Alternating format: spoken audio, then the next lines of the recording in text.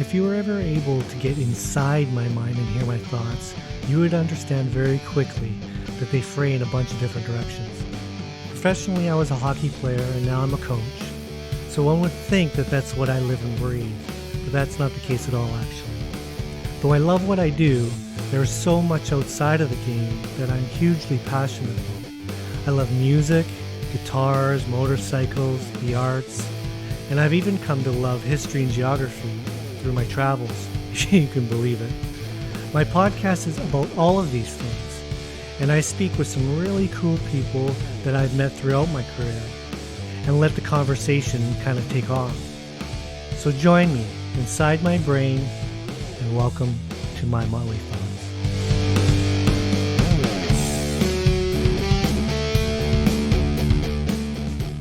All right, konnichiwa.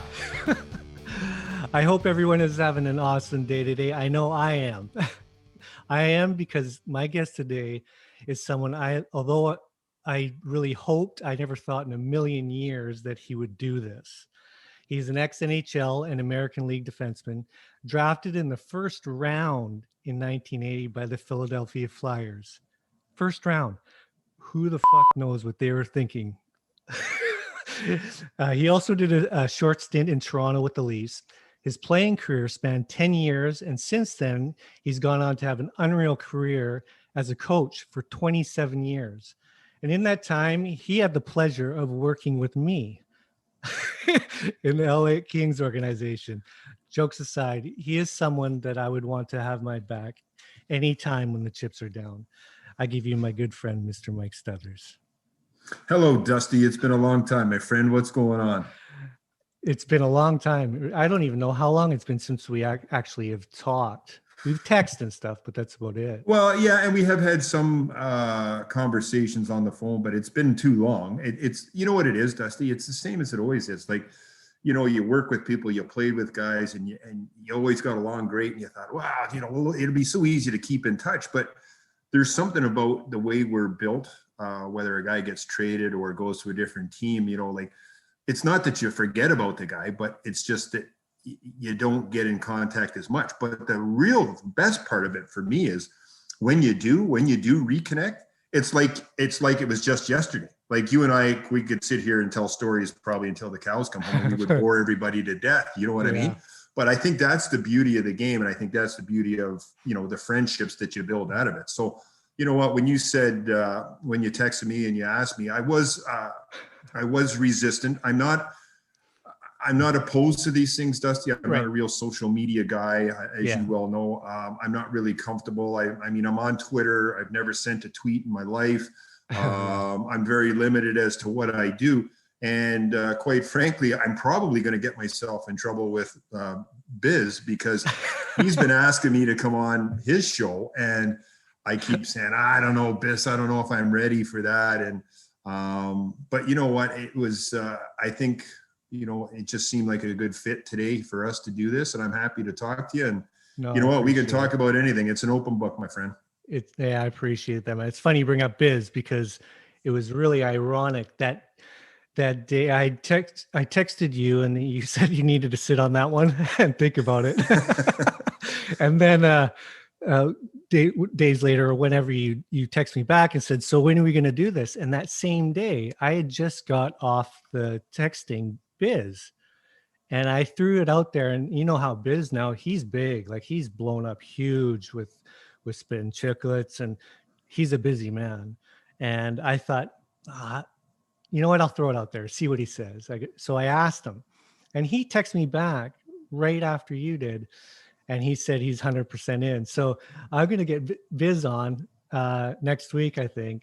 Well, we should have had it coordinated so that we both would have been on at the same time. And then we could have taken care of both of them, because again, I keep saying to the Biz, I have not said no to it, but I have been guarded. And I mean, he is, and they are quite popular and quite big. And they've had some incredible guests, and I'm like, oh my gosh, I don't know, like if I'm ready for that or if they're ready for me. So but again, it has nothing to do with Bis or you.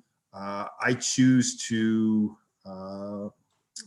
kind of remain anonymous, or Yeah. I just not real comfortable throwing everything out there. Yeah. Again, I refer to the social media, and sometimes you look and, somebody puts out there that they had a ham sandwich for lunch, and I'm like, what the fuck does that matter? Like, who cares, buddy? Like, I don't care. Yeah. You know what I mean? So it's kind of, I don't know. There's too much out there. Yeah. Too much. Well, it's with social media, it's tough because times have changed in how people communicate, and especially right now. Right now, it's really weird because um, it's easy to get shut off. It's without the social media, it's like you really get out of touch sometimes with some of the other people that are more that's their main form of communication. So it's either you resist and you kind of get blocked off and not know what's going on, or for me anyways, like my other friend Steve Casper, who I coached with last year, he is 100% much like you in the sense, like, not a social media guy. He won't even download Twitter onto his app. I mean, the app onto his phone. Sorry. He's that hardcore as far as social media and not using it. But he's big on pick up the phone or meet in person. That's it for him, kind of thing. And I respect. Yeah, but you're right. It's so hard now because we can't meet in person. Yeah. And our situation is we're on two separate coasts. So that's not going to happen until the next time our paths cross in our hockey careers, which I hope is sooner rather than later. Yeah. And I think, this is actually for some a real good situation, and that they can continue to keep in contact with people, which I think is important. That they're not isolated and everything else. Now, again, I look at it from the Twitter standpoint. I like to follow the hockey and stuff like that, and more of that end of things. But if I am going to talk to an individual or a friend, I'll say, hey, when's a good time to call, and then we'll set up something that way, because it is virtually impossible to go and see anybody right now. I don't know what it's like out there in BC, Dusty, but as of today here in Ontario, we're in a complete lockdown. Like, they don't want anybody going out for any reason other than groceries or medical purposes. And I have not been, and as I said, it's only started today. But the feedback I'm getting is like the local police, the OPP, Ontario Provincial Police, they're pulling people over and asking them, what the purpose of them being on the road. So the cases have gotten really crazy with COVID down in the Toronto and Windsor area.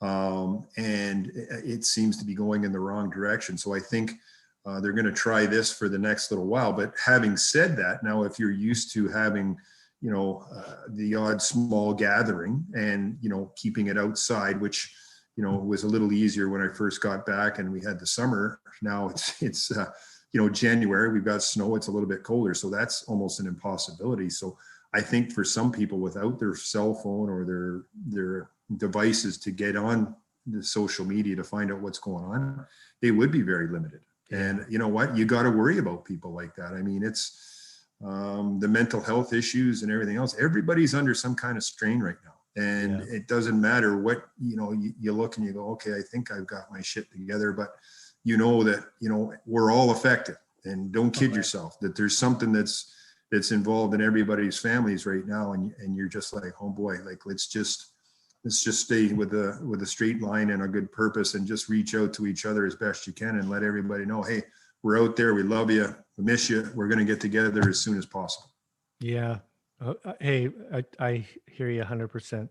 That was one of the big reasons that I started it, like doing it. Cause it was, I thought it would be not just fun, but like helpful for me, like to do something and reconnect with people that I know and care about, and talk some good stories and have some positive enjoyment out of this shit show that we're kind of going through. I actually had my last guest was Corey Hirsch, and we talked because he's a huge advocate for mental health. Sure. Yeah. And obviously has dealt with it himself personally at a large scale. So we had a lot of moments of light talk, but we also talked about that. And, I had a addiction therapist on as well, and he helped out and gave his number out for people, because there's a lot of that going on as well, with all that's going on. Like for someone like yourself or me, that I don't want to say we're not affected by it, because we are, but I seem to have a solution mentality and kind of, stomp forward kind of mentality and deal with what's given to me. But there's a lot of people out there that it's really crippling them. And so, yeah, that was one of the big reasons why I started this thing. And so they could hear some funny stories that I know of with friends of mine and whatnot. But Sure. yeah, no, it's been a tough time for a lot of people. I was going to ask you, like, so what have you been up to? Like, we're both jobless, so. Right. And you know what, that in itself is an uncomfortable situation. Yeah.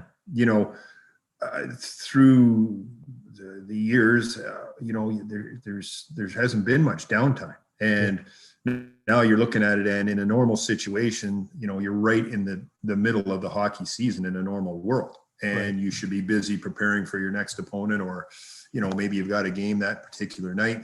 Now we're fortunate that the hockey in the NHL has started up again as of last night. So at least there's something to watch on TV. I'm not going to lie to you, Dusty.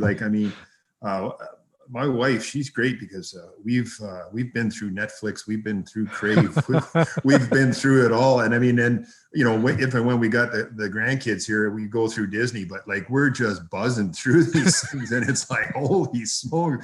Like I can watch Game of Thrones and then turn it and watch it over and over. Like it's just crazy. But you know what? I think that's just something that you got to do. And for myself, I am back here in Ontario, and I'm about 2.5 hours north of Toronto.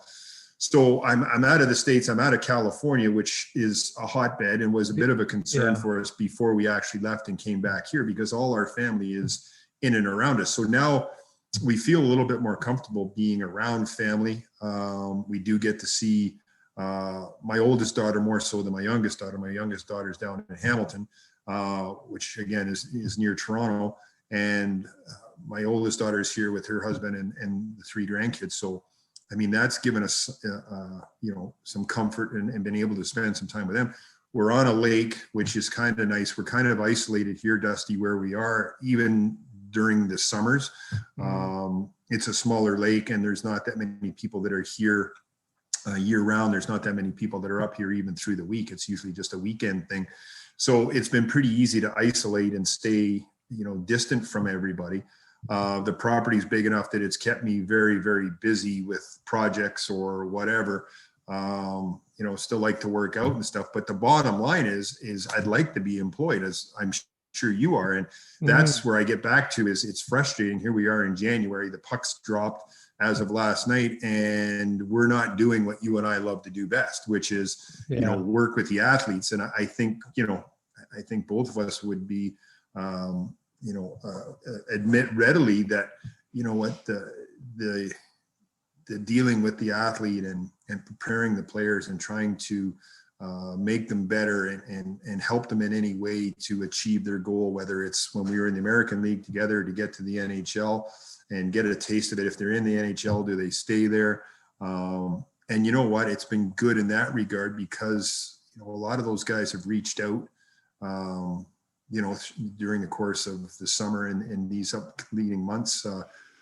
So we've been able to stay in touch again with just some contact there. But you know what? I miss it. Like it's just a strange feeling. It's not. We are very much hockey is.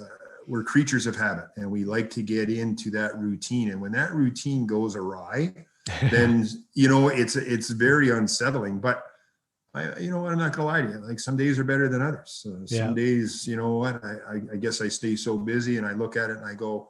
I try to, Dusty. I try my damnedest every day to say, we're in a good spot. Life's not that bad. There's plenty of people that are experiencing far worse situations than we are. So, you just kind of be thankful for what you got, and you look forward to someday getting behind the bench again and doing what you love. The passion is to coach. Want to keep doing it. Hope it comes sooner rather than later. But in our present situation, we don't know what's going to be going forward.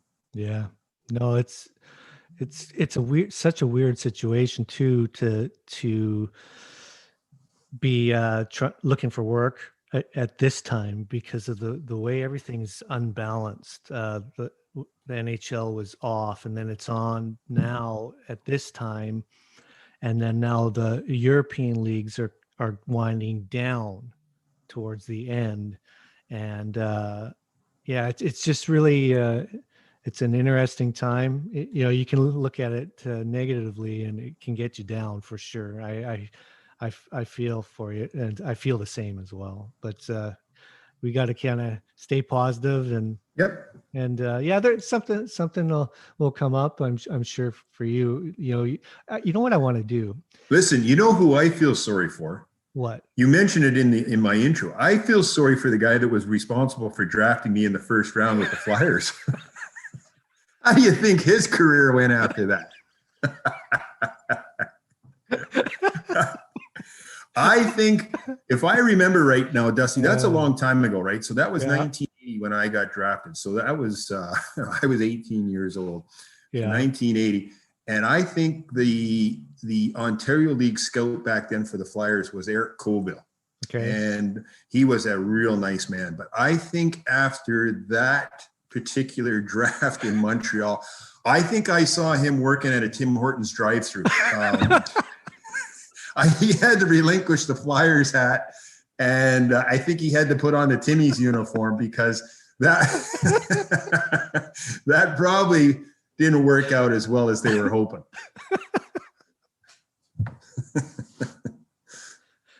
Oh my God. What I'll do is I wanted to kind of tell the listeners how you and I know each other. We just jumped right into it and started gabbing. I'll let you know, when I was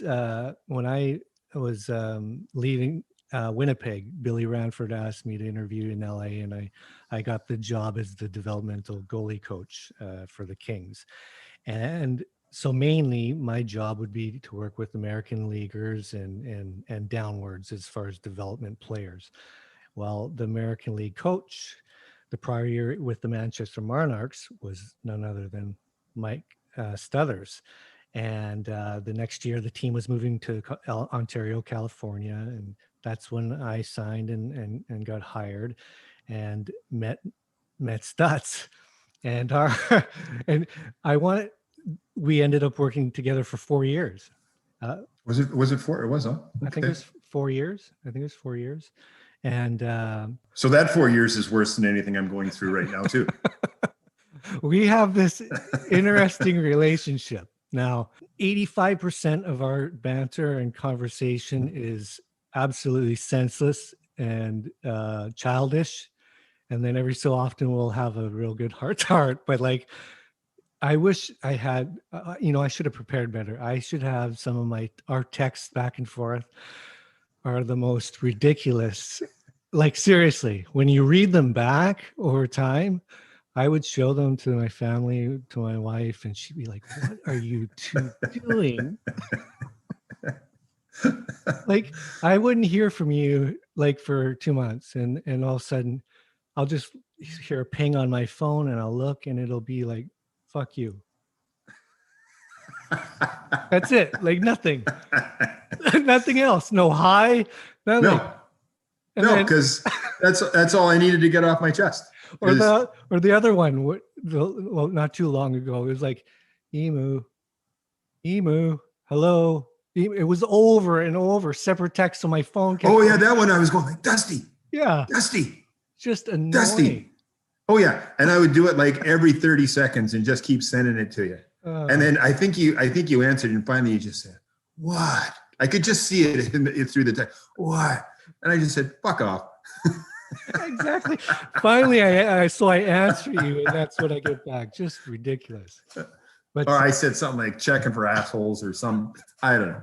But it is a unique relationship. And it's like, I mean, maybe to nobody else, it's even funny, but we had like, I think like you don't want to be too serious all the time.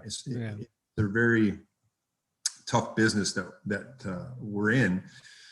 So you have to find ways to lighten the mood. And, you know, like you can banter with the players, but it's hard because you've got to have that line that, you know, the coaches and players and, you know, you can have a good relationship with them, but you can't no longer have the same banter that you had player to player when you were playing. So now you've got, you know, you've got your staff, which is basically your team. So, you know, when you're in town and you came in, I think, would you come in like once or twice a year or something? Because we never saw you. Like we never saw you on the road. I knew this. Like I know that your schedule was supposed to be.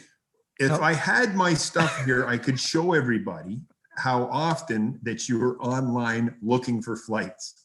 Like you no sooner landed to come and join us for what I thought was going to be a 2-week period to work with our goaltenders. And like, I don't know if it's because of me, I look and there you are, and you're looking for departing flights every time. You should be a travel agent right now. Totally false. Totally embellished. Just Dusty, come on. Now just picture yourself. You're slumped down in the chair.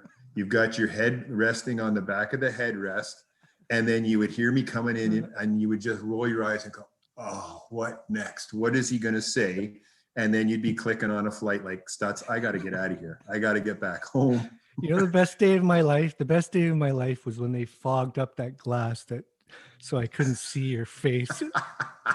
That was in Ontario. Yeah. No, you know what the best day was the day that I put up that workout area for you around your desk. Was the push-up blocks as your chin-up bar, and I reconfigured your stationary bike so it would be more comfortable for you to ride. Yeah, you got pictures. I got pictures. I had way too much time on my hands that day. We must have had like a week between games or something because it was like, okay, Dusty. And for those of you that know Dusty, like when he's there, he's there. He works very hard with his goalies and stuff like that. But like Dusty doesn't like to put in the long days. So, you know, like, you know, he's got to go have lunch with Jack or Boods or Cal, right? Am I right or wrong? Like you like to go have lunch. So as soon as Dusty would leave, well, yeah, it is. But I mean, as soon as you left, I would have to like, okay, I got to do something to this guy's little workspace. So we had some fun with stuff like that. And I mean, you know, it's you want to make it fun to be coming to the rink, and you've got to have some laughs. And certainly when, you know what, you've lost 3 or 4 in a row, like, you know, the walls are closing in and it's like, okay, we got to lighten the mood. And, you know what, again, and that's kind of what we're going through now. Sometimes the walls seem like you're closing in. Well, you know what, I still try to have some fun, you know, try to make somebody laugh or, you know, read one of our old texts just to lighten the mood. And I think that's important, Bud. And I think that's part of the relationship. You know that our relationship is basically you really like me. And God. I do not like you at all. Oh my God. See, that's how we work. That's got that way backwards. Way backwards. You know, I want to bring up a story about a prank. And I just want this out there so people know. I think might have been the first year that was the first year that I was with you. Our first year in Ontario was the year we went to the conference final, right? Yeah. Okay, so that was the year. So this is it's at the end of the season, but it's the first year that I've been working with Stutz. Well, we're in Cleveland. We're in the conference final. This is serious shit, right? You know, important stuff. Well, I come into the coach's locker room to get ready for practice or whatever, and we're playing playoffs. We're in Cleveland, and I walk in, and my shit is in a big, massive tape ball, stringed with hockey lace over top of it, somewhere on the roof, and just dangling in the middle of the room. Like, when I mean massive tape ball, I mean fucking massive. And it took me all day to get it apart. That's just part one. So it took me all day to get that off. And then the next time I come in, my whole station, where, my stall or whatever, is gone. So I'm looking for it, and it is my name, because the trainers would put your name tag above your stall or whatever. It's gone. I find it tagged above the shitter, the toilet. All my stuff, everything is nicely put right on the toilet with my name tag right in the urinal area. And who do you think was the culprit? I'm asking you. I don't know. I have no idea. I mean, that seems harsh. I don't know who would have done that to you. You know, Heider has a pretty mean streak in him. Oh, zero game. Chris Height, zero game. Well, you know what? Like, I remember you untaping your clothes, but in all seriousness, I don't think I did that one, because I would have remembered that. But setting up your stall with your name bar just over top of the urinal and your equipment strategically placed in and around the shitter area. Yeah, I will take full responsibility for that.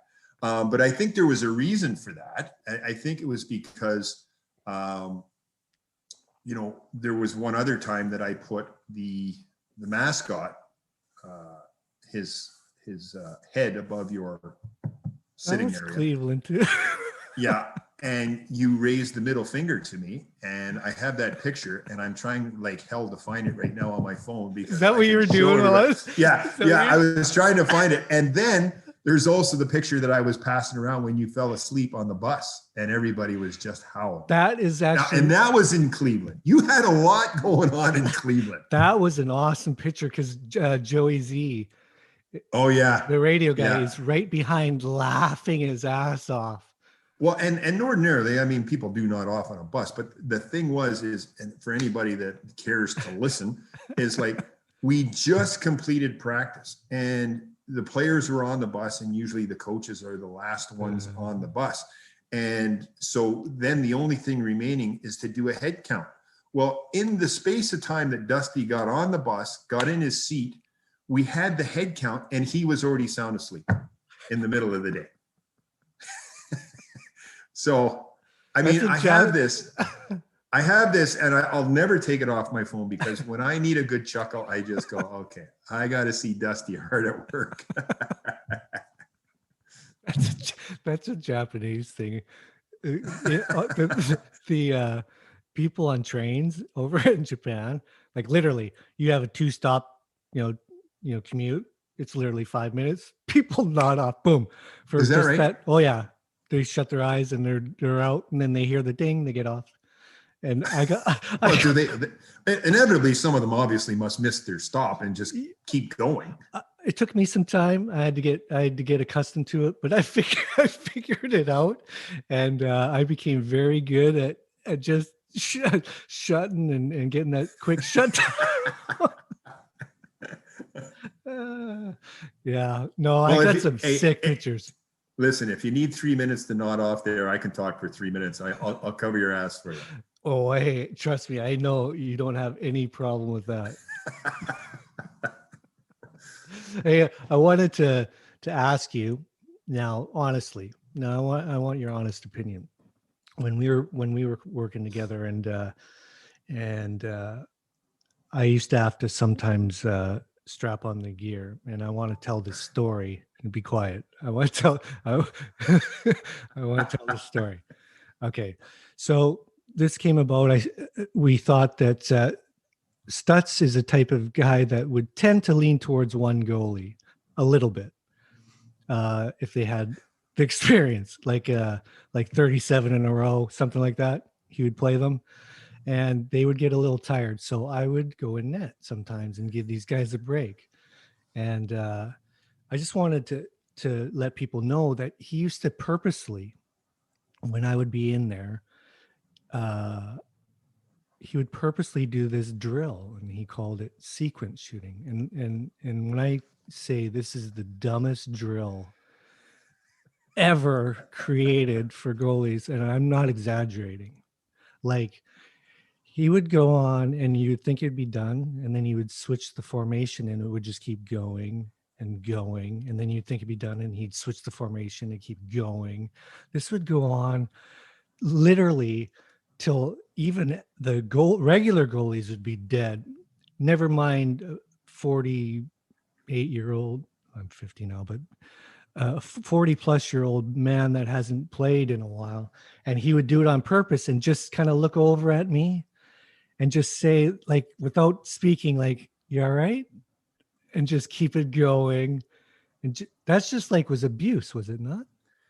Well, here's the thing, okay? Like it's a drill that is designed to get the goalies lots of shots early in practice so that we can move on.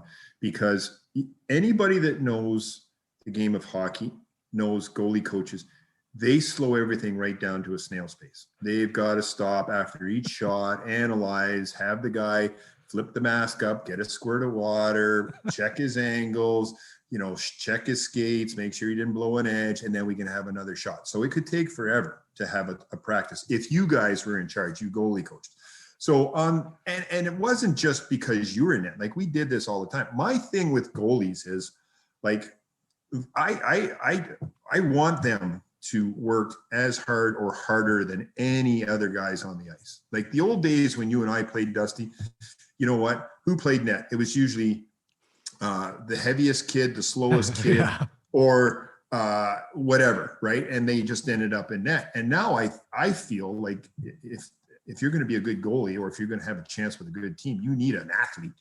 Yeah. And when you're an athlete, you need to be, the reps and get them going. So that is the purpose of it for the goalies. And, I look at it as, and I agree with you. Like I don't know how many games in a row I played Boots. I don't know how many games in a row I played Jack, Soupy. And I did the same thing with Cal. And I think, it paid off for them because they knew what it was like to work. And those guys were easy because, they just wanted it. Like they would never give up on anything. The only thing is I will say, and I'll get back to it, is I saw Cal give up on one shot, but I'll get back to that in a second. So the times you did go in net, Dusty, it was, just a continuation of what we were doing. Now, one part of me, I took great pride and pleasure in watching you, as you said, you weren't playing regularly and, you claim you go work out. I've never seen it, but so, you used to say you were in good shape. So I thought, well, he can handle it. But actually the reaction of you was what myself and the other coaches would get a kick at it, because you never gave up, but you could just see the exasperation, like, okay, come on, man, like this can't keep going on. But you know what? It was good. And to your credit, you always gutted it out and you always got through it. And you know what? It became something that even the players look forward to because Dusty's going to net today. Oh, for sure we're going to do sequence shooting. And for sure it was going to go for a long time.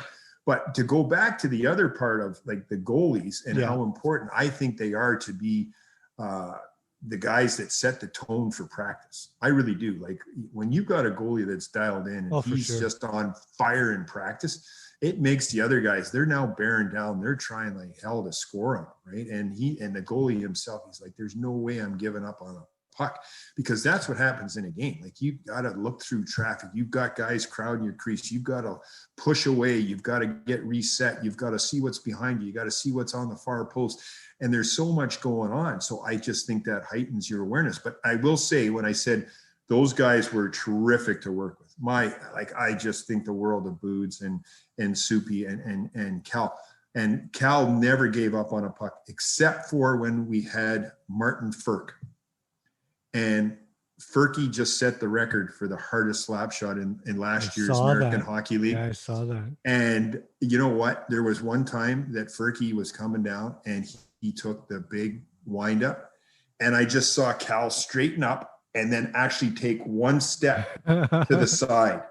And I'd never seen that. So and I just went over there. I said, Cal, what's going on? He goes, I had to make a career decision, Stutz. If that puck hits me, he says, I'm dead. I have never, honestly, Dusty, I've seen, and you've seen a lot of guys shoot a puck. Like there's some guys that can really pound a puck. This Martin Frk, oh my goodness, can he shoot? And it is just frightening how hard it goes. And it is like, you're always got to be aware as a coach on the ice, because, pucks will hit the goalie. Yeah. There'll be a rebound that goes into the corner or it hit a crossbar. The worst ones are, and being on the ice is like, you hear the shot.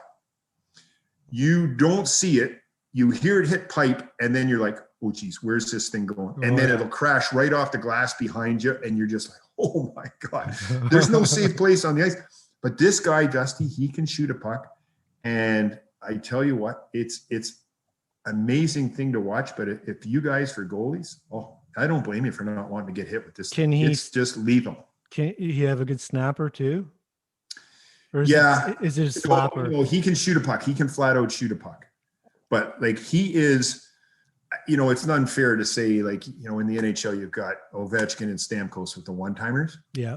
This guy he's not at that level. Otherwise he'd be an NHL regular, obviously. Right. Like there's some other flaws in his game that haven't quite translated to, the success that those guys have. But if you want to go dot to dot, or you want to throw something through a seam and this guy is just going to one-time it, unbelievable. And because he's such a good shooter, he loves to shoot. So it's much the same as, if you're a ball player, like if you think back to, who was it? Mark McGuire and Sammy Sosa and all those guys. Yeah. They were jacking home runs all the time, right? So what were they doing before games? Well, they were always in the batting cage, right? They were never in the field taking grounders or anything like that. They were just jacking balls over the fence, right? And Marty, he just loves to shoot pucks. Like he'll shoot forever, before practice, during practice, after practice. He just loves it. And he is working on the rest of his game. Like I think he's going to have a great Do you think he can season. I think he'll have a great season for the Kings. And I think I think they're going to find out just how valuable he is on their power play. He's one of those guys, because I said to him, hey, Marty, like, you want to get any extra minutes on the penalty kill? No. He's just flat out, no. He says, I don't get hit with pucks. He says, I just shoot pucks. Well, at least he's honest, right? Exactly. But yeah, you know what, Dusty, to go back to your story, it's like, you know what, you came in, you always were ready if, we felt a guy needed a maintenance day, or, it's just sometimes, even through call-ups, like you and I lived through what was crazy. Probably the most bizarre situation in the world, where, your son Jonah is starting in Ontario, right there. and you're the backup on the bench. Like we've seen it all in the American Hockey League. That was a messed up year. Oh, it was incredible. But hey, you know what? We got through it. It was something to talk about. And, I think, to your credit and to Jonah's credit, like, you guys welcomed it. Like, it wasn't like, I don't know. Like, it was like, hey, you guys need us? Perfect. You know what I mean?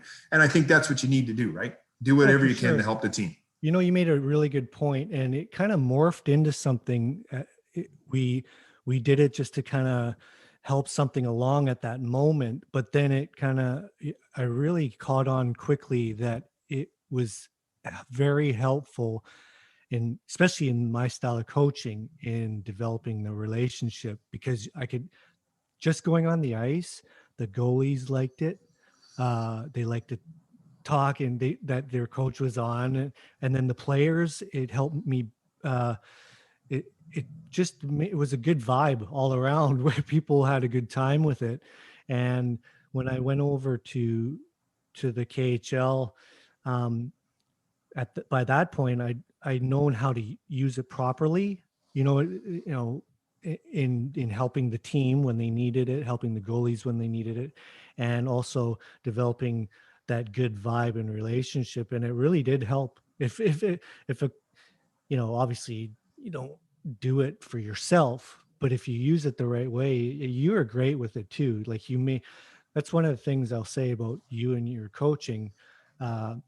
you on the surface, you have a very old school kind of hard nosed kind of, you seem like that at the beginning, but you're as personable as anybody deep down. And you really could, you felt those things. You could tell you had a good sense for those kinds of things, as far as what was working for the team, and what would help gel the team together.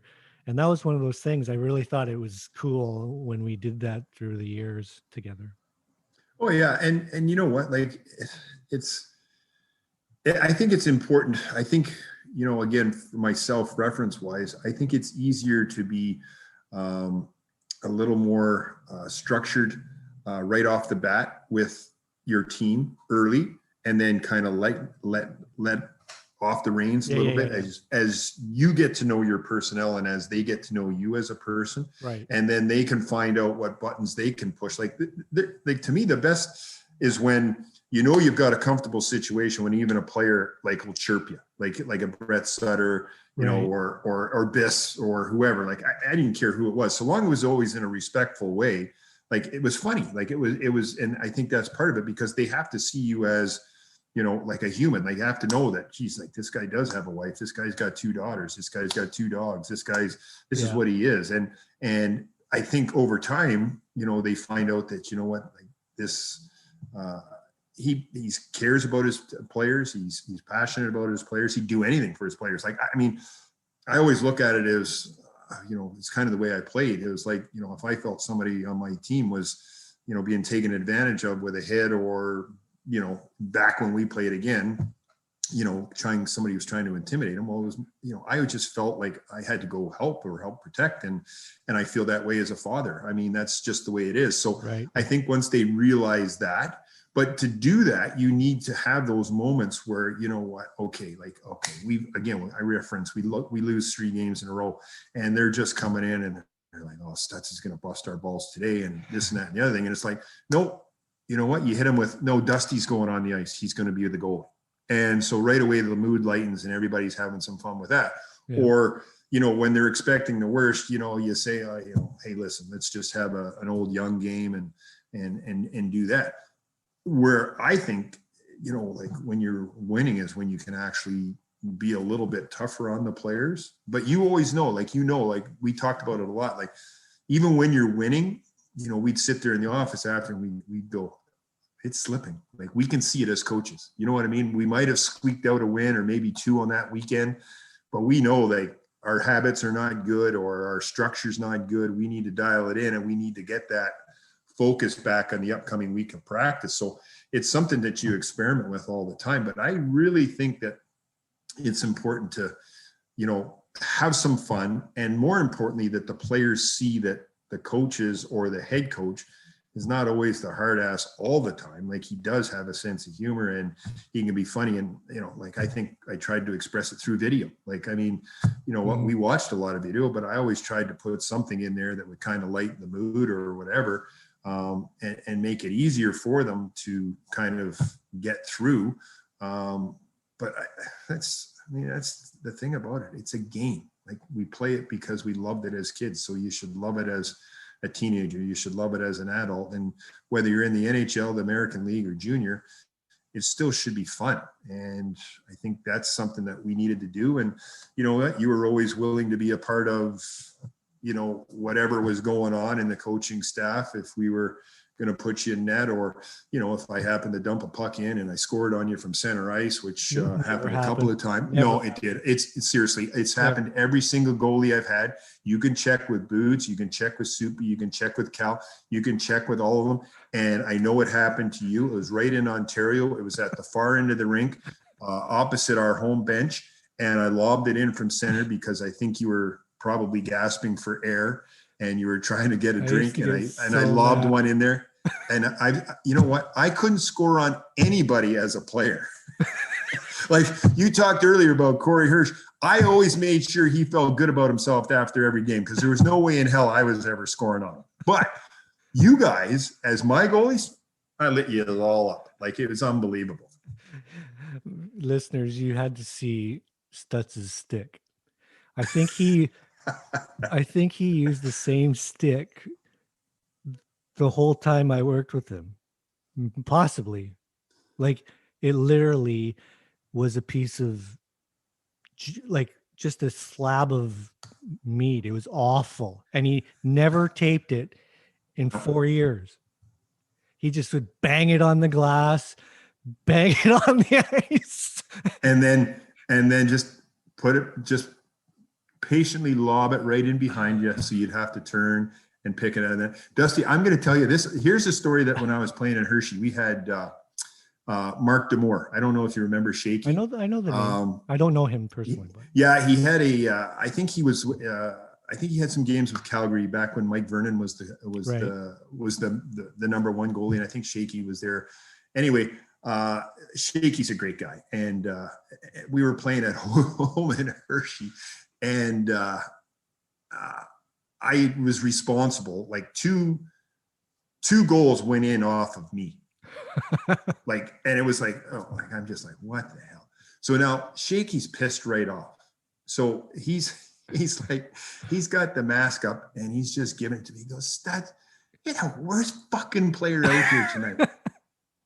And I go, I'm the worst. I said, I haven't scored all year on an opposing goalie, and I've got 2 on you tonight, and you're telling me I'm the shittiest guy on the ice. I said, I got 2 on you. Fuck off.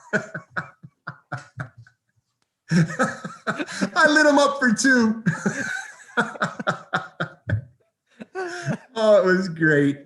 And then you know what? It was just like we both just kind of chuckled, and it was like, okay, here we go, moving on. But you know what? It's just, again, it's not always, you can't always do it, but let's try and lighten the mood. For sure. In Hershey, you had played a number of years in Hershey, and did you play the year? I think you might only played part of the season, and the rest you were up. But did you play the year they went 12-0 and won the Calder? No, you know what happened that year, Dusty? I started the year with the Flyers, right? And I was up there at the start of the year, and that's the closest. I actually thought I made it, because if you remember, like when they had the team photo, like that was the team. Right. So I was around long enough. Yeah. Now they kind of changed. They wait till the end of the year because of guys coming in, going out, coaches going in halfway through the season. Never accurate, ever, ever. No. So we had the team photo. So I thought, okay, I've got it made. Then one day, Bobby Clark was the GM at the time. He said, "Stutz, we're going to send you back down to Hershey." And I was like, "Oh man," I was actually the maddest I've probably been at that situation. And he just said, "Well, listen, Stutz, Mike Keenan was the coach at the time, and he says, Mike's not going to play you. You got to play and stuff like that." And I said, "Okay." I said, "I get that, Bob." I said, "But listen, you know how much I love Hershey. I had a house in Hershey at the time. We bought our first home there, and both my kids were born there. And so it meant the world to me." But I said to him, I said, "Listen, Clarky," I said, there's a chance that anybody would give me a shot at the NHL. I just want to know if I can play at the NHL level." So as it turns out, I went down to Hershey, and it was just before Christmas, Dusty, of that year that I got traded to Toronto. So I went to Toronto, and Bill Root came back in exchange for me. I left, and the other part of that is Wendell Young and his wife Paula were actually living with Judy and I at the time at our house because they were searching for a place to live in Hershey. So right. They were still, and it was like, okay, we had a 4-bedroom house at the time. Like, go ahead, like stay as long as you want. Well, it worked out great because we got traded. We left. We went to Toronto. Wendell just stayed in our house, which was great. And so I go to Toronto, and Hershey has a hell of a year and go on and have a remarkable playoff run. And because I was in Toronto back in the old Brophy days, like playoffs were not an option. It wasn't a very good, and that's not a mark against Brophy, because I love the man. Now you talk about old school, but I love the man. But the Toronto team was just not very good. So we were already done. And when I had already come back to Hershey. So I was actually in and around Hershey when they were just finishing up the latter stages of that playoff run. But they went undefeated, won the Calder Cup. I think the final was against Fredericton. I think they actually won the cup in Fredericton. And it's unbelievable to think that you go undefeated in the playoffs, and kudos to them. And I don't know how many Calder Cups Hershey's won. I mean, they've won a ton, but that was quite a team. And you know what? A lot of those guys I played with prior years, and then I came back after that year, Dusty. That was the weirdest part, because no way. After that year, before I left Toronto, Gord Stellick was the GM at the time, and he had his end of the year meeting, and when I went in, I saw that my name was already penciled into Newmarket, where their American League team was at that particular time. And I was like, okay, like, Gord, like, am I going to be getting a fair shot here? And he just said, well, wait and see. I said, well, listen, if I'm not going to get a fair shot and I'm going to play in the American Hockey League, I said, you know what? I said, I'd rather go back to Hershey if it's possible. So anyway, he did me a favor. Bobby Clark did me a favor, and they just traded me back to Philly/Hershey. So I spent half the year in Toronto, which was a childhood thrill for me. Like, that was my team growing up. As a matter of fact, Dusty, you know what? Don't tell anybody, but I still cheer for the Leafs, even when we were with LA. I'm a Leaf fan. So it was a real thrill for me. So it served a lot of purposes, Dusty. It was good for me in the fact that I went to another organization and I realized, okay, like, I wasn't an NHL regular. My skating wasn't like, you know what, at some point the light bulb went off in my head. I was like, you know what, like, I got some heavy feet. It's hard to, and when, yourself, you get frustrated trying to compete at that level against those guys, and you're going, geez, this is so, as disappointed as I was, is that I wasn't going to be playing in the NHL. It kind of made it all make sense in my head. It's like, yeah, I'm pretty good American League player, but I'm not fast enough to be. And I was just being honest in my own evaluation, but it gave me that chance to try it with a different organization. I came back to a place I loved, which is Hershey. And, to be honest with you, I've said it before and I'll say it again. If there's anything left on my bucket list to do at some point, I would love to return to Hershey as a coach and finish out my career there. And just because of, oh wow, really, first house, and the kids were born there, and we've got so many friends there, and so many good memories, Dusty. It's a phenomenal place to play in the American Hockey League. And you know what, we had some good teams. Oh, we had some tough teams. Oh man, did we have some tough guys. Well, you're affiliated with the Flyers, so there you go. Yeah. You're always labeled as the Broad Street Bullies. But one thing about it, we were never going to be outmanned as far as toughness goes. And then we'd sprinkle in just some, enough skill with the Mitch Lamoureux and the Tim Tukey's and the Donnie Biggs and stuff like that. But right. Man, we had some hammers, and it was awesome.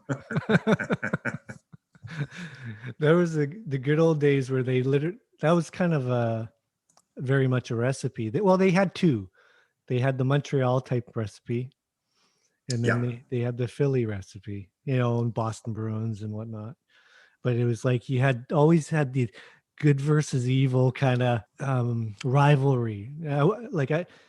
I was raised to not like the Montreal Canadiens just because, you just didn't like, now I look back and like, man, they were awesome. They were skilled. They had great players, but you either liked one way or you liked the other way. It was pretty. So who was your team growing up though? Boston.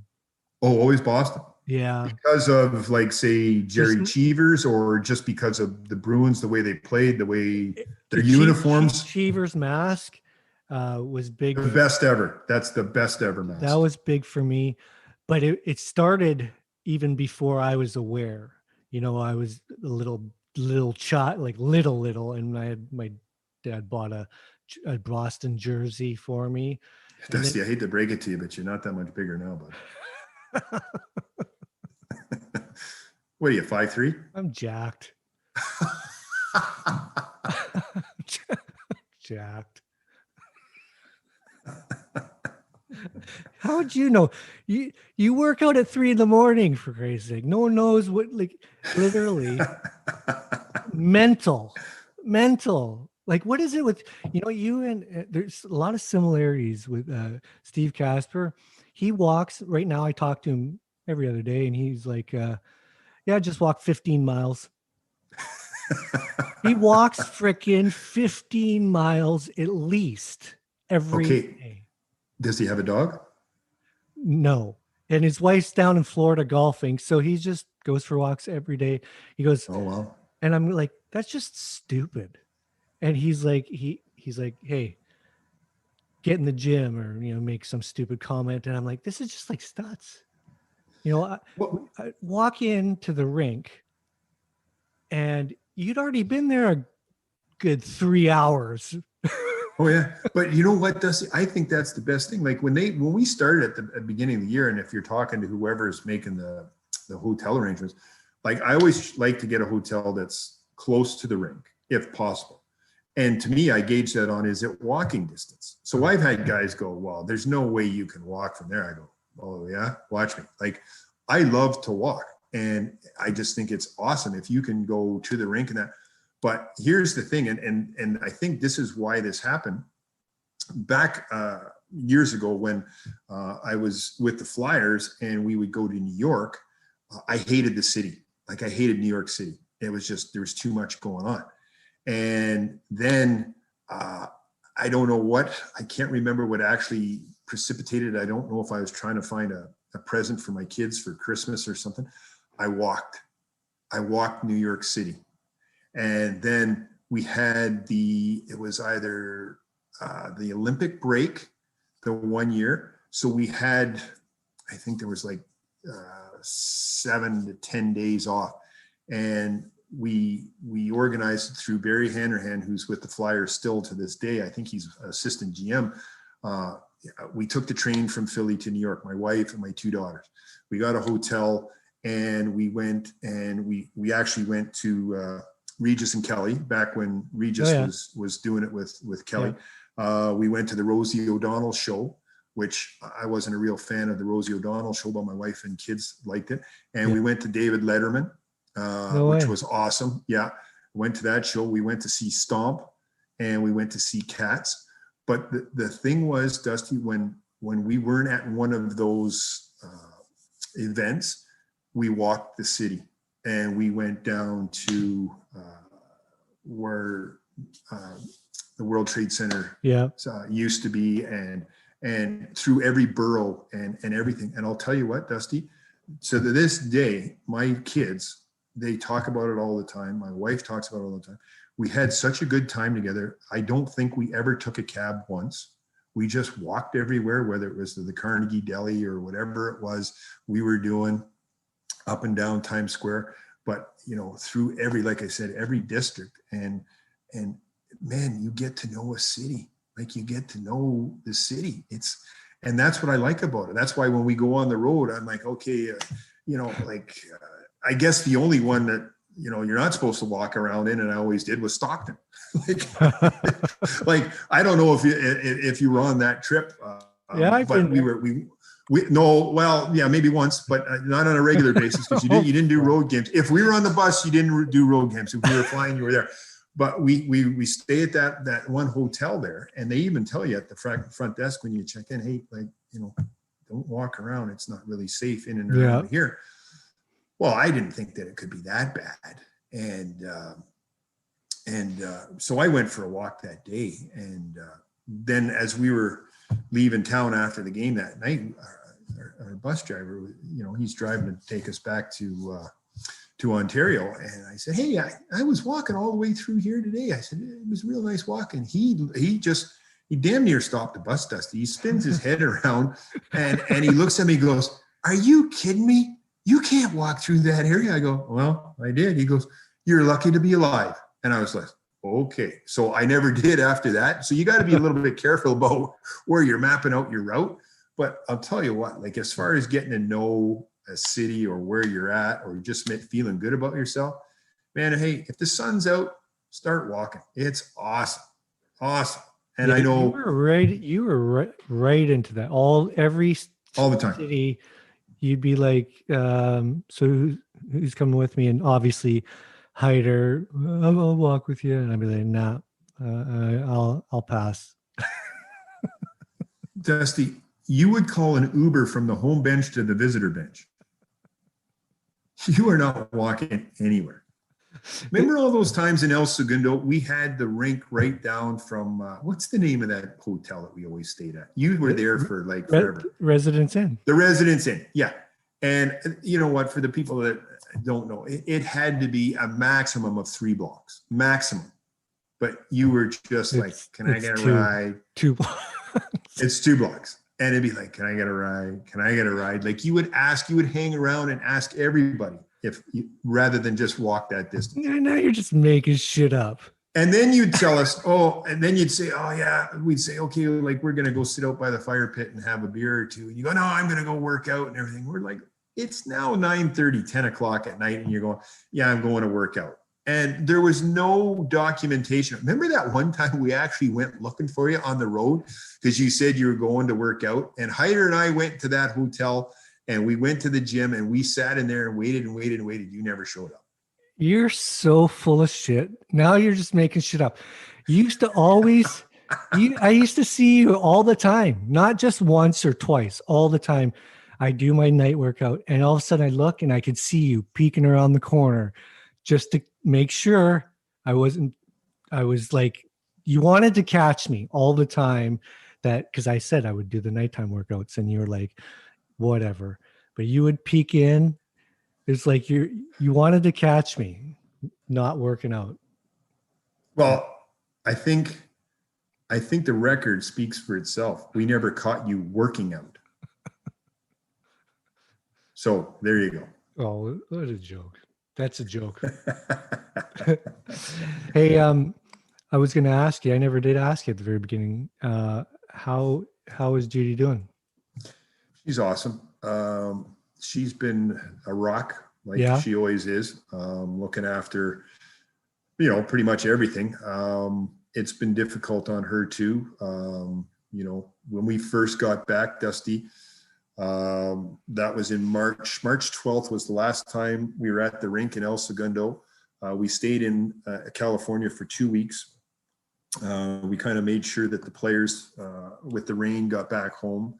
And then, it was very hard to be in California when, everybody was here. So we were anxious to get home and the Kings were good enough to say, hey, listen, don't go. You got to be with your family during a time like this. So we drove from California back here. And it was eerie because there wasn't a whole lot of people on the roads at that time. It was kind of like, I don't know, it was just a weird feeling. And we got home and then we had to isolate for 2 weeks.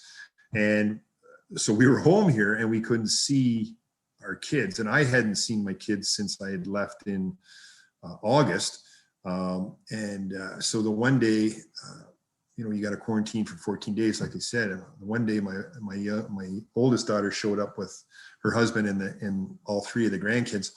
And I have to stipulate at that time, the youngest one, Kana, she was born, and so I'd never met her. And obviously, they couldn't come into the house. So we have a wraparound deck from the front, all goes around the side and around the back over the water and everything. And there was this little knock on the window and we looked up and we didn't even know that she was coming. My daughter brought herself and the kids. So that was the first time Judy and I got to see the kids. And it was the first time I got to see my granddaughter. And I tell you what, it was unbelievable. So like we were talking to each other through the window, and because the deck wraps around from front to back, the boys, they're 4 and 6, they would run from one window and around to the other. And then I would run through the house to meet them at the other. We'd bang on the windows. So we were kind of playing tag. And then we got out the dry erase markers and we were playing tic-tac-toe on the windows. And we were doing everything we could to kind of, embrace the moment and because we hadn't seen them in so long. And it was good. It was difficult though, because then they left. And I can tell you, like, I bawled like a baby. It was so hard after seeing them and wanting to see them so bad and know that they were safe to see them leaving again. So we made it through that 2 weeks. And then we've been pretty much here and our bubble is them. We have made some trips down to Toronto earlier when there was a little bit more freedom. to check on my parents and make sure they're doing okay. They were both in their mid-80s. We made one trip up to Sudbury, which is a 5-hour drive north of us, to see Judy's sister and her dad. He's in his 80s and he's on oxygen.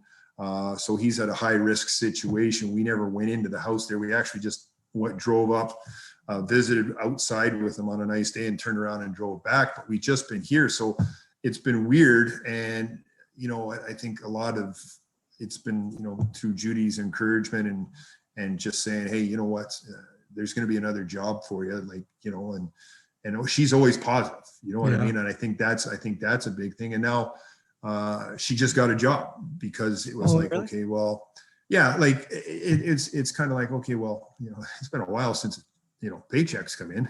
So, and you don't know how long this is going to keep going on. Plus, it gives her something to do. So she's working for a doctor here in Owen Sound. She just started, I think, like 2 weeks ago. But it's giving her something to do. It's getting her out of the house. It's getting her to actually interact with, her colleagues at work or the patients that come in. There's a lot of rules and stipulations, obviously, with, the requirements mask wise and hygiene wise and distancing and everything else. So, you know what, again, it's just a matter of everybody's just finding their way to make the best of a tough situation. And she's a very positive person, Dusty. So it's been great. I mean, it's, we've been together since 1980. I go back to that year that I was drafted, but we've been together since 1980. That's a lot of years. So if you're going to be quarantined with somebody, there's nobody else I'd rather be quarantined with than her. For sure. Now, I don't know if you were to ask her, I don't know if she would be this on. Maybe that's why she went out and got the goddamn job in the first place. She was like, I gotta get out of here. I gotta go. You know what? Maybe she's not even going to a doctor's office. Maybe, I don't know. She just said, yeah, I got a job. I see her leave in the morning. I don't know where the hell she's going. See, all those years of you being in working all those crazy hours and stuff, and then bam, every day, all day, Stutz. Yeah, that would be a lot to take for anybody. But she seems to enjoy it for some unknown reason. But I mean, like, you just hit it though right on though, Dusty. Like, for all those years, it's been the long hours, and now it's a little bit difficult, and I know you want to get back into it. We've talked about that. And hopefully the opportunity is there for both of us. And it'd be hilarious if we ever were to hook up in the same organization again. And, for sure. I think that would be good. Now, how's your family doing? How's everybody? Have you got kids home, or is everybody kind of in and around, or where is everybody? Both my youngest, Mac and Jonah, live downstairs in our house and contribute that way. It's good for them as well. With today's economy and stuff, it's good for them to be able to put away some money, because it's tough for the younger generation to get their feet on the ground. So they're both living here downstairs. And then my oldest is Brittany and the grandkids moved to Barrier up north of Kamloops. So they're like a good 7 hours away now, which kind of sucks. And but they're kind of the bush like a hunting family now. All of a sudden, you would never know that it would have happened in a million years with my daughter, but they're up there. And then my oldest boy, he's living not too far away from here with his girlfriend. He's been gone for quite some time, but I think everybody's doing well. It's a weird time, but like you nailed it when you said we're just trying to make the best of it. And it's tough too when you have family and stuff and friends like us that when you're able to connect, it's easier to get through these times. But when you aren't, it can get pretty hairy. So I appreciate you coming on, man. it's been pretty cool for sure. Well, I mean, it's just what we do. And as far as, you know what, you work together, you're friends for life, as far as I'm concerned, you know what I mean? And, you know what, it's turned out to be, as I expected it would be. Like, again, we hadn't spoken for quite a while, but then you just pick up. And I mean, I could talk here and tell stories about you for the longest time. Or we could talk about, like, you know, I got a Christmas card from Boods and his family, which was awesome. Yeah. You know what I mean? Every once in a while he reaches out, and I think he's trying to get into coaching. Yeah. He's just asked for. I talked to him quite a bit because things. of that, right? Yeah. And then, you know, Cal, we were talking back and forth because he got a puppy, and, you know, I'm a big dog fan, and I've always had dogs at the rink and stuff like that. And Soupy, I can now watch on TV with the Leafs. And so it's kind of cool in that regard, you know. You got really lucky. You got really, well, I did too, but like, as far as the head coach is concerned, I know, I'm sure you understand how lucky you were. Like that group of goalies that came through, and I don't mean just their talent, but as people, you really hit a lottery there with all of them. I would agree 100%, but there was also some times where we weren't that deep with goalies, and it makes a difference. It really does. I mean, you know, you can take whatever coach you want. And you can say he was a great coach. Right. Well, he was a great coach if he had a great goalie. Yeah. You know what I mean? Like, there isn't anybody that's been labeled a great coach if they didn't have a great goalie. Like, you know what I mean? So let's not be mistaken there. That is the most crucial point for any team, is to have good, solid goaltending. And if you can get it so that the guys are good, and as they said earlier, they're athletes and whatnot, but then on top of that, they're like leaders and great people, it's a home run. Like, and you know what, we had Boots first, right? He had a tough year the year prior to joining us in St. John's. It was tough. And I think you would know for sure, but, you know, we played the snot out of him, but he was such a good role model for everyone. And then, you know, you think, oh geez, we're going to lose Boots, and we got Soupy, and you kind of go, holy smokes, like, there's no way we can have another good dude like this guy. And it's like, he's just like, to me, when I first met Soupy, I thought, there's no way that, like, this guy can't be this nice. Like, he must be a fucking serial killer, because like, nobody's that nice. And it turns out he is that nice. I've never seen a guy, Dusty, in all my life, take so much ownership in the net for each and every goal. And it didn't matter what happened in front of him. It didn't matter how many mistakes were made or what the hell went on. He always felt like, I could have had that. I should have had that. If I had just played this a little bit different. And I looked at him sometimes, oh, Soupy, you didn't stand a chance on that. He goes, yeah, but he says, I'll get the next one. And I'm like, okay, this guy's legit. Like, he was like, if you were a young kid, a young defenseman playing and just learning the game, which, as you know, it's really hard, and there's going to be some mistakes, but you want to be playing in front of Soupy, because he's always going to take the brunt of it. Like, it's always, it'll never be coming back on you as the defenseman. And then, you know, so now we've got, you know, Boots is an all-star, Soupy's an all-star, and then you're bringing in a guy like Cal, and you're like, what the heck? And then Cal is just phenomenal. You know, I'm like, holy smoke. I mean, he screws you up because he catches wrong. Like, I mean, that messes you up a little bit. But I mean, this guy is legitimately like captain material. And I know he was captain at Notre Dame, and for a damn good reason. Like, he is a genuine leader. And again, another guy that just, you know what, he never deflects. It's like, you know what, and the work ethic, and just such good people. So I know for myself as a coach, like, I was very fortunate to have those three for sure. And I should include JF Berube too. I had him in Manchester. You know what? We've spent a lot of time pumping tires of other guys. We won a Calder Cup with, you know, with JF Berube. And isn't it interesting now that he's back with the Reign? and back with the I Kings. saw that on transactions. Yeah. What is And well, you know what? I think everybody wants to be so deep at the position because of what's going on. And I think are they keeping a third up there? Is that yeah, why? yeah. Oh, okay. And then because of the protocol and everything, like you could need, and we've seen it.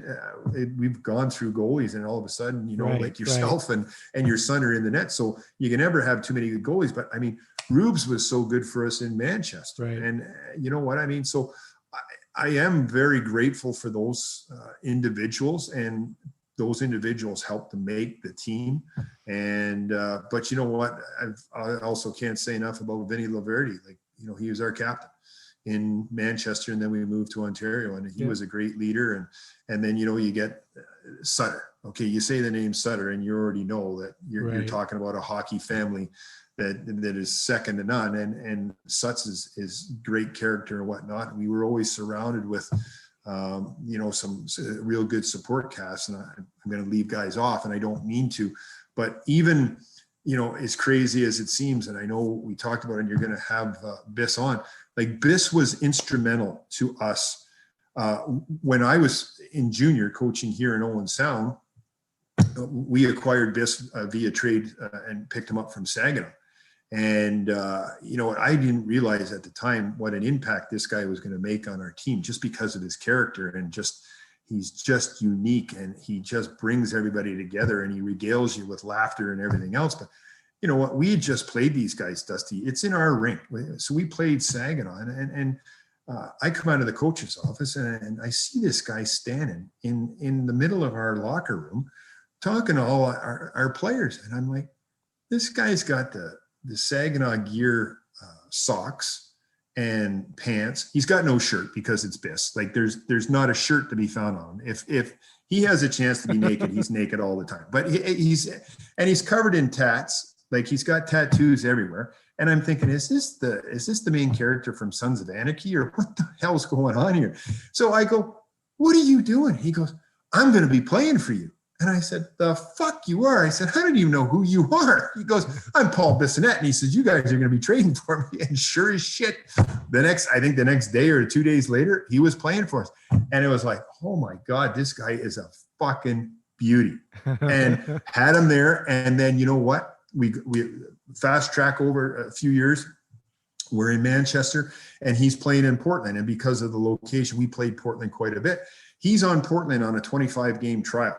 So, and I know you've been there, but in order for, like at the end of periods, the coaches had to walk across the rink and go directly from the players' benches through the opposing side penalty boxes. Yeah. And the players would exit behind the nets. Well, Biss, I'm walking across after the game. Biss comes up to me, and I'm on the ice.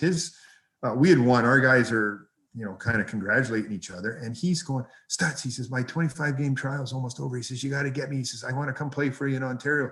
And I'm just like, what? And in typical Biss fashion, everything's happening at 100 miles an hour. And I'm like, what the fuck?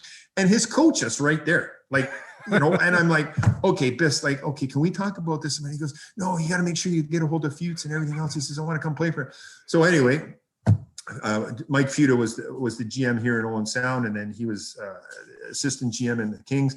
And the next thing I know, Biss is coming in to play for us, and it's hilarious because Dean Lombardi is just adamant that this guy is not going to play in Manchester, and he's reading me and Fuchs the riot act about, you know, this guy's on social media, and this guy's this, and this guy's that. And he says, I don't want to hear one thing about anything going on social media and everything else. I don't want everybody knowing our business and everything. It's up to you, Stutz, to make sure he stays in control and everything else. And I'm like, yeah, Dean. Well, we were in Manchester, like I say. So periodically Dean would come down, and he'd spend a week that seemed like a month with the team. And so now here's the guy, Dusty. He says he doesn't even want this guy.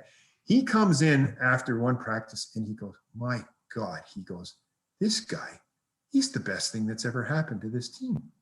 Because he was out in the dressing room area, or the locker room area, just listening to Biss after practice tell stories, or tell jokes or make fun of himself as a hockey player. And he realized that now these guys were now hanging around the rink longer. They weren't just looking to get out of there and go home and have lunch and come back the next day. They were hanging around to the point that I had the one equipment guy.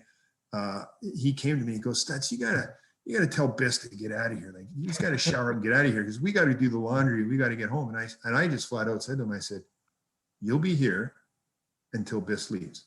When he leaves, then do your work. And then when you get it done, go home. But I said, we're not asking Biss to leave because it brought us together, Dusty. Like, our guys had never spent so much time together and unified and did so many fun things together at the rink, away from the rink. And it was basically at the mocking of Biss. You know what I mean? Because he's very what's that word?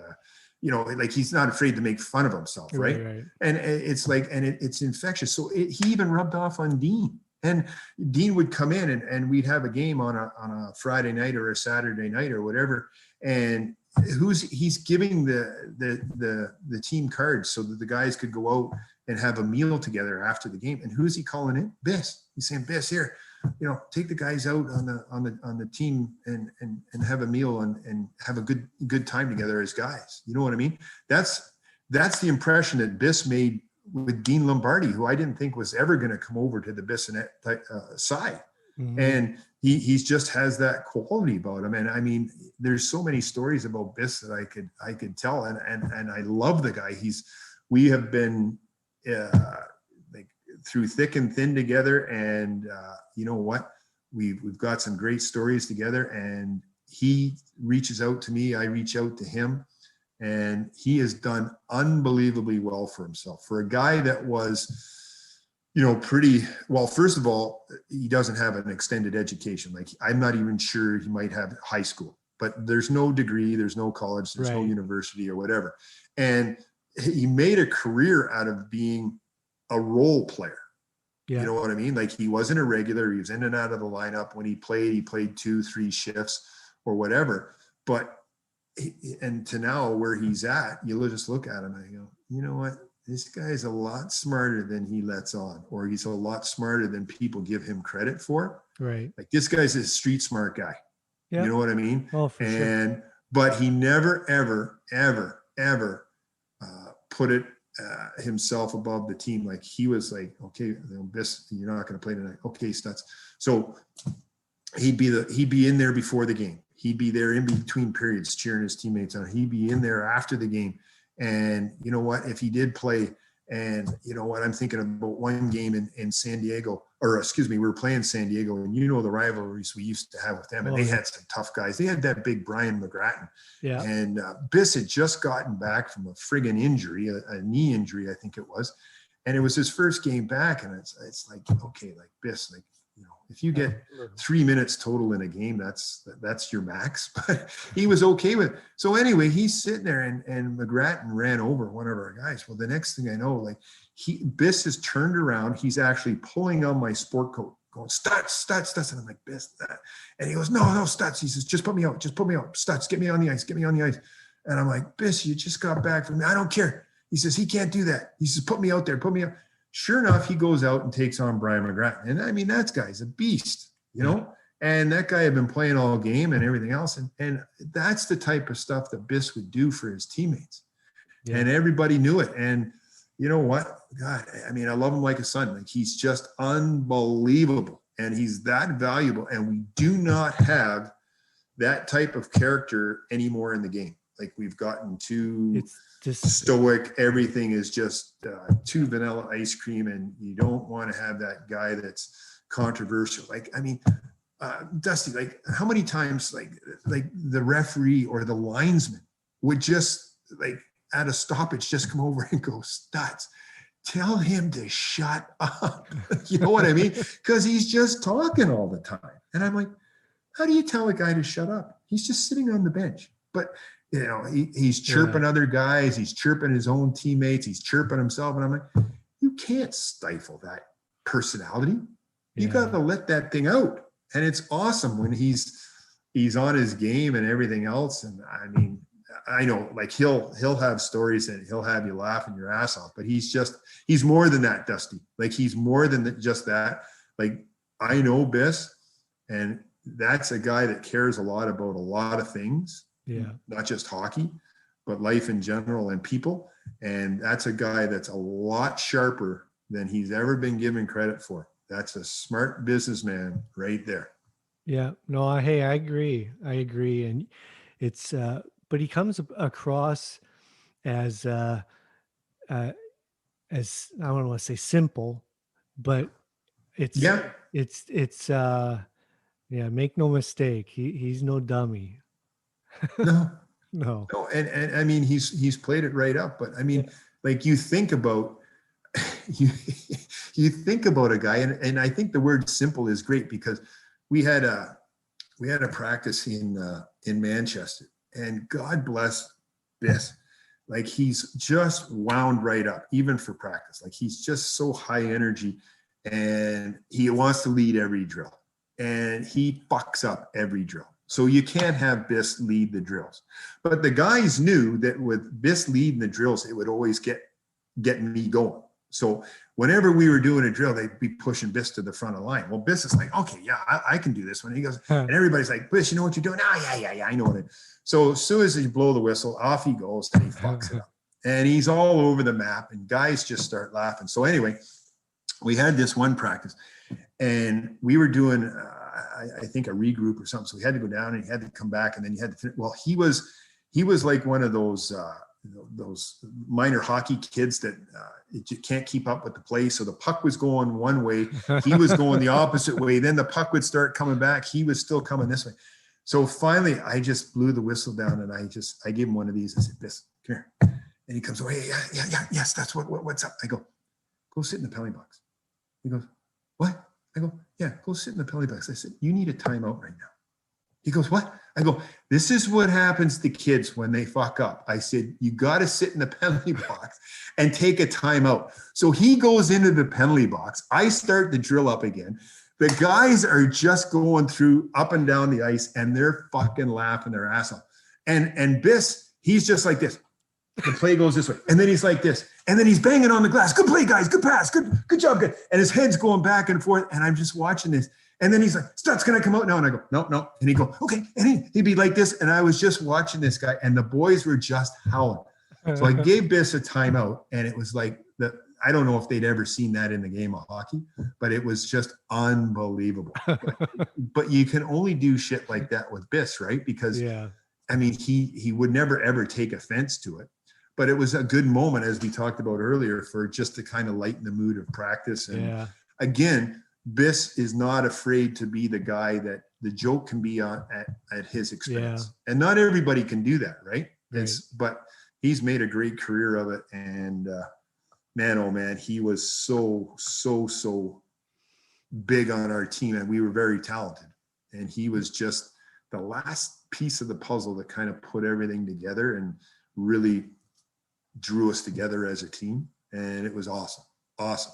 Yeah, you can't put a price tag on that as far as bringing a team together like that type of person on a team. It's tough to find too. You made a good point. In today's game, it's today's generation of kids coming up. It's tougher to find, and I'm not trying to say kids nowadays are, they're bad people, but it's just tougher to find because the upbringing on the athlete today is much different and is constantly changing to very businesslike, very skilled, and work on your skill, become good at being a good hockey player. And the personality in the person is being shut down a little bit. Like, they don't want that. Like you said, it's tougher to find coaches that want that, that want that player, that maybe, like you said, might be on some social media or this or that, or have a personality, because they're tougher to control sometimes. But it's definitely an integral part. I believe anyways, for sure. Well, and there was times that Biss, because of his exuberance, he would frustrate me. You know what I mean? but he had that way of, like you couldn't stay mad at him. Right. He would always say or do something that you would eventually laugh at, but I think what you just said about today's athlete, and we're evolving, and it's very, the game's changed. It's all about speed and it's all about skill. And I quite frankly, I like that when I'm watching as a fan. I not maybe so much as enamored if I'm a coach and you're looking for a little bit more structure, right? Right. And the details in the game. But if you're just looking at it from the excitement standpoint, it's enjoyable to watch that.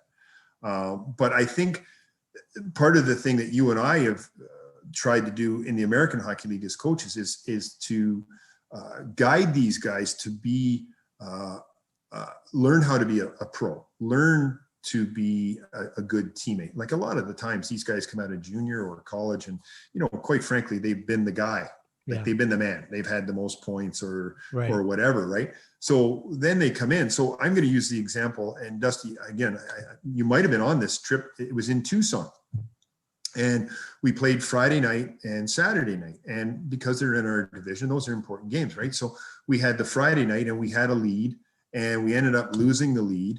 And we ended up going into overtime, and they won. So instead of us having the 2 points, them having 0, which is what you want when you're both in the same division, they get 2 points that they should have never got.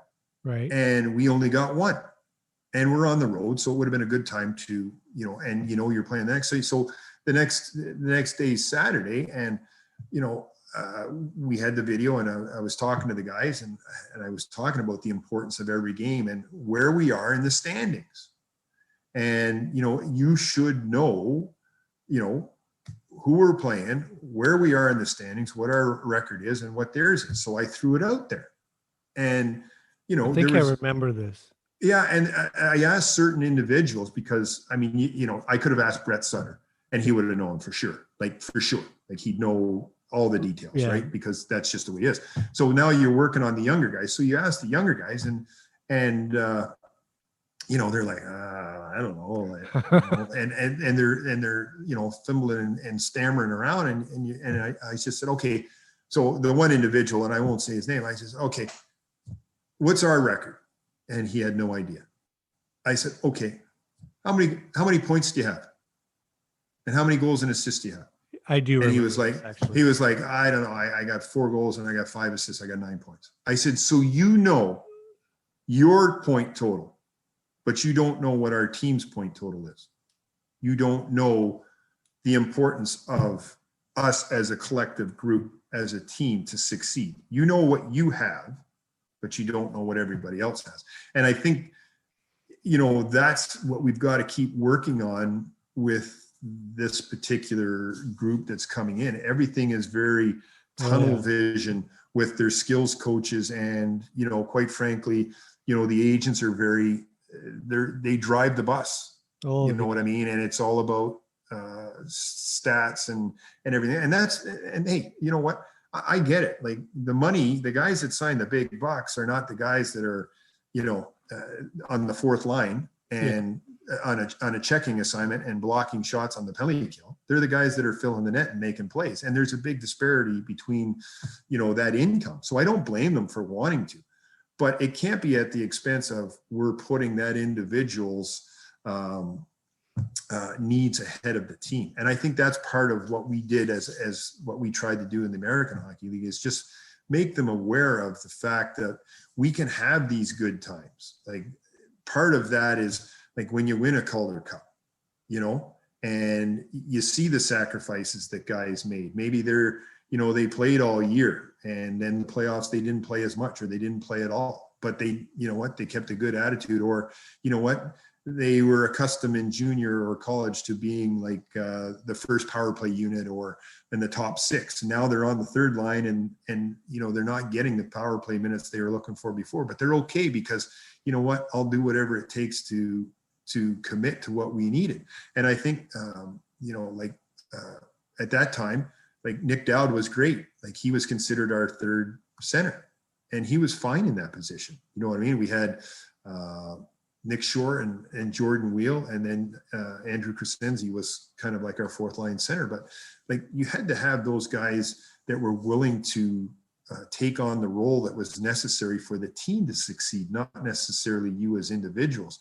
And I think that's something that, in team sports, we need to keep focusing on. It's no different than your family. Like, everybody has to have some responsibility in your family. It can't just be mom does everything, dad does everything, right? You have to, and then as you said, at a certain point, you get to an age where you got to start contributing to the family. You just can't be along for the ride, Oh, and I just worry about that a little bit, Dusty, for the direction that it could possibly go, because everybody's just, that carrot that's dangled out there is much like the Powerball and the Mega Millions that are out there right now. One's at 750 million and the other one's at 650 million or something.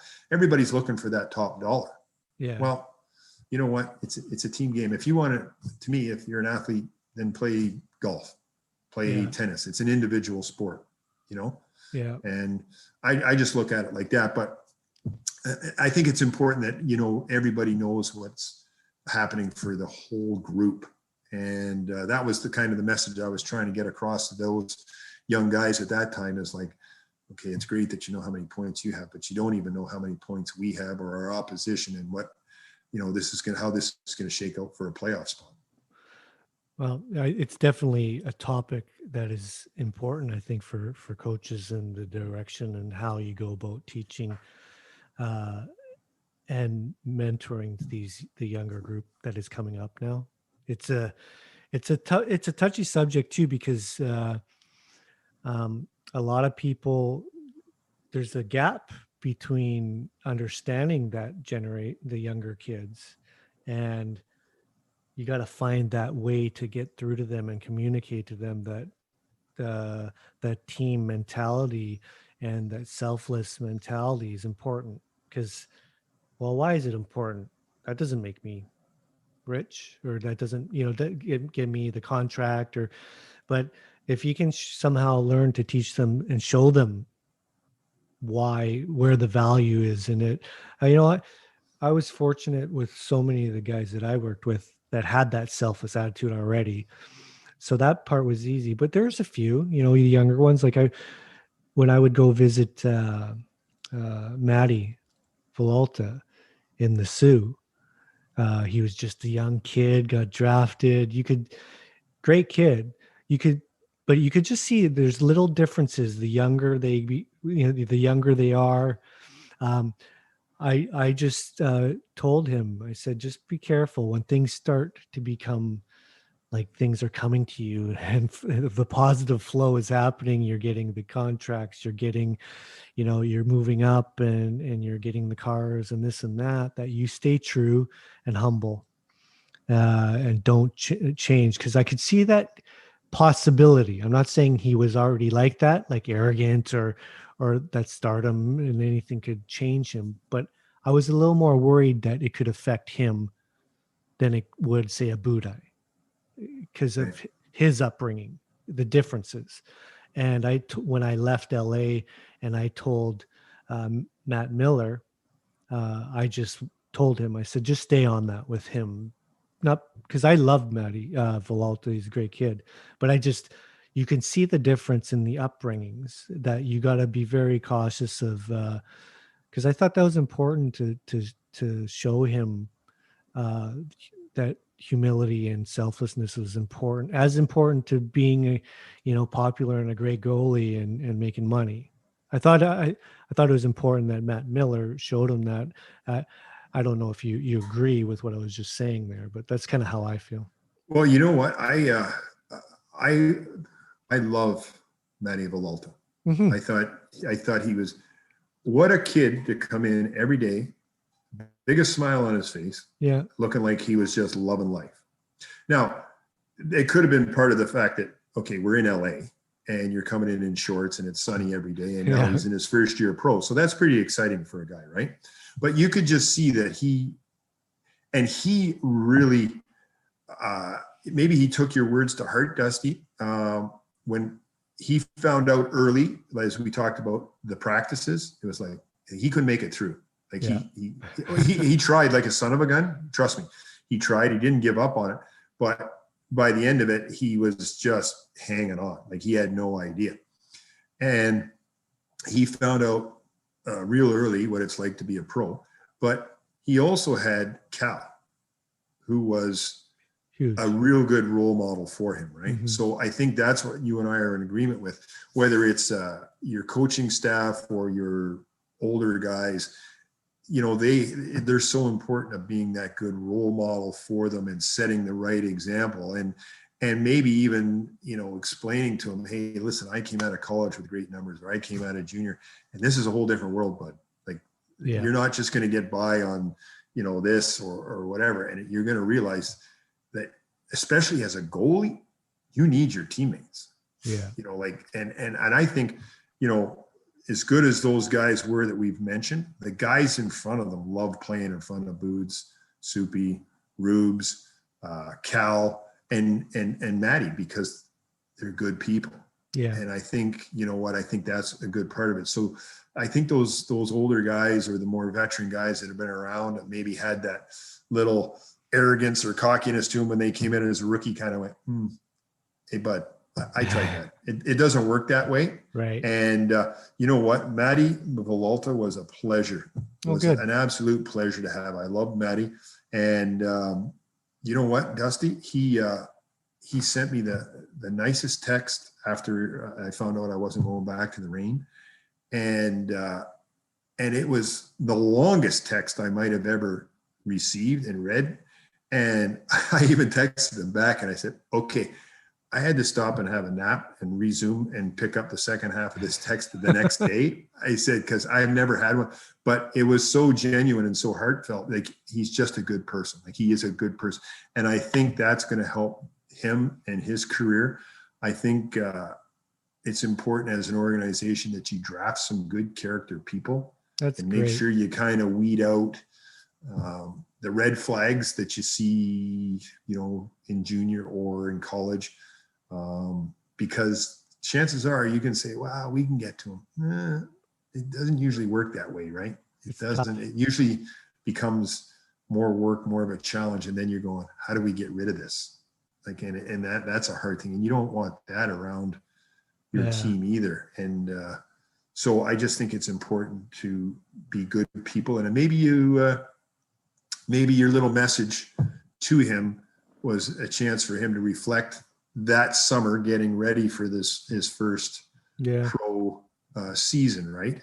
And you know, and again, I think I give a lot of credit to those guys. I think Cal was instrumental in helping out. Well, it's a great formula to have if you can have someone that is willing as to kind of hand the ball off and mentor the next generation coming up. It's a great formula to have if you can manage to keep doing that and have the guy that had been there, done that, show that to the next kid coming in. We were fortunate that way. We had some really good, because you know, not every guy, every goalie is willing to help the other guy. Oh, sure. And sure. I was always big on the 1 year when we had that challenge, to have Soupy and Cal at the same time. I was like, okay, I got to make this into, let's embrace this and be great goalie partners and supporters of each other equally, because it was a different situation than that we'd had in the past.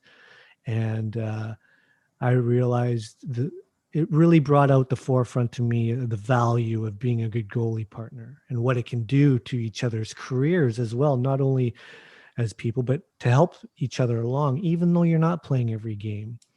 Because every game scenario is easy as far as that goalie playing all the time. They're just going to get better, and it's great. And it's a one way to do it. But then there's this other way, and I really became a big fan of it as far as when we had Soupy and Cal together. two equally great goalies, but you got to try to balance this differently. So I really brought to the forefront that being supporters of each other, and they were unbelievable at it. And it just, you could see it. And it was a great feeling that you had two goalies that genuinely liked each other and pushed each other and were cheering each other on even when they were on the bench. I thought it was so cool. So cool. And it was legit that they were cheering each other on. Yeah. And then if, and when you have a timeout or whatever, or, they're scraping the ice at those timeouts, and they always would go to each other. And even if one was struggling, the other guy was always, had his back, was always rallying for him, and it was good. But I'll tell you, Dusty, that was a very uncomfortable start to that season, because I was worried about how that was going to play out with Soupy and Cal, because I knew, Soupy had made such huge strides, had himself a phenomenal year after what was a tough situation in the Dallas organization. Right. And he just seemed to be in such a good place mentally. His game, he seemed like he'd never been better. He seemed like he was enjoying the game. His play was outstanding. And he seemed to be the goalie that everybody thought he was going to be. But you go into that, and he's been an all-star, like I said, and everything else. But now they're bringing in this new guy, and as the coach, that they kind of want the new guy to be the guy. Yeah. You know what I mean? And that's just the way it is. Like, it's kind of like, well, this is our long-term guy. So now you're like, okay, well, I get it, but this other guy has played his ass off for us, and he's pretty goddamn good, and you can't just throw him now out with the bathwater because you want this other guy to be the guy. And quite frankly, we didn't know Cal from a hole in the ground. Right. You probably saw him play. Right. I never saw him play. And I didn't realize he was going to be as good as he is. I didn't realize he was going to be as good a person.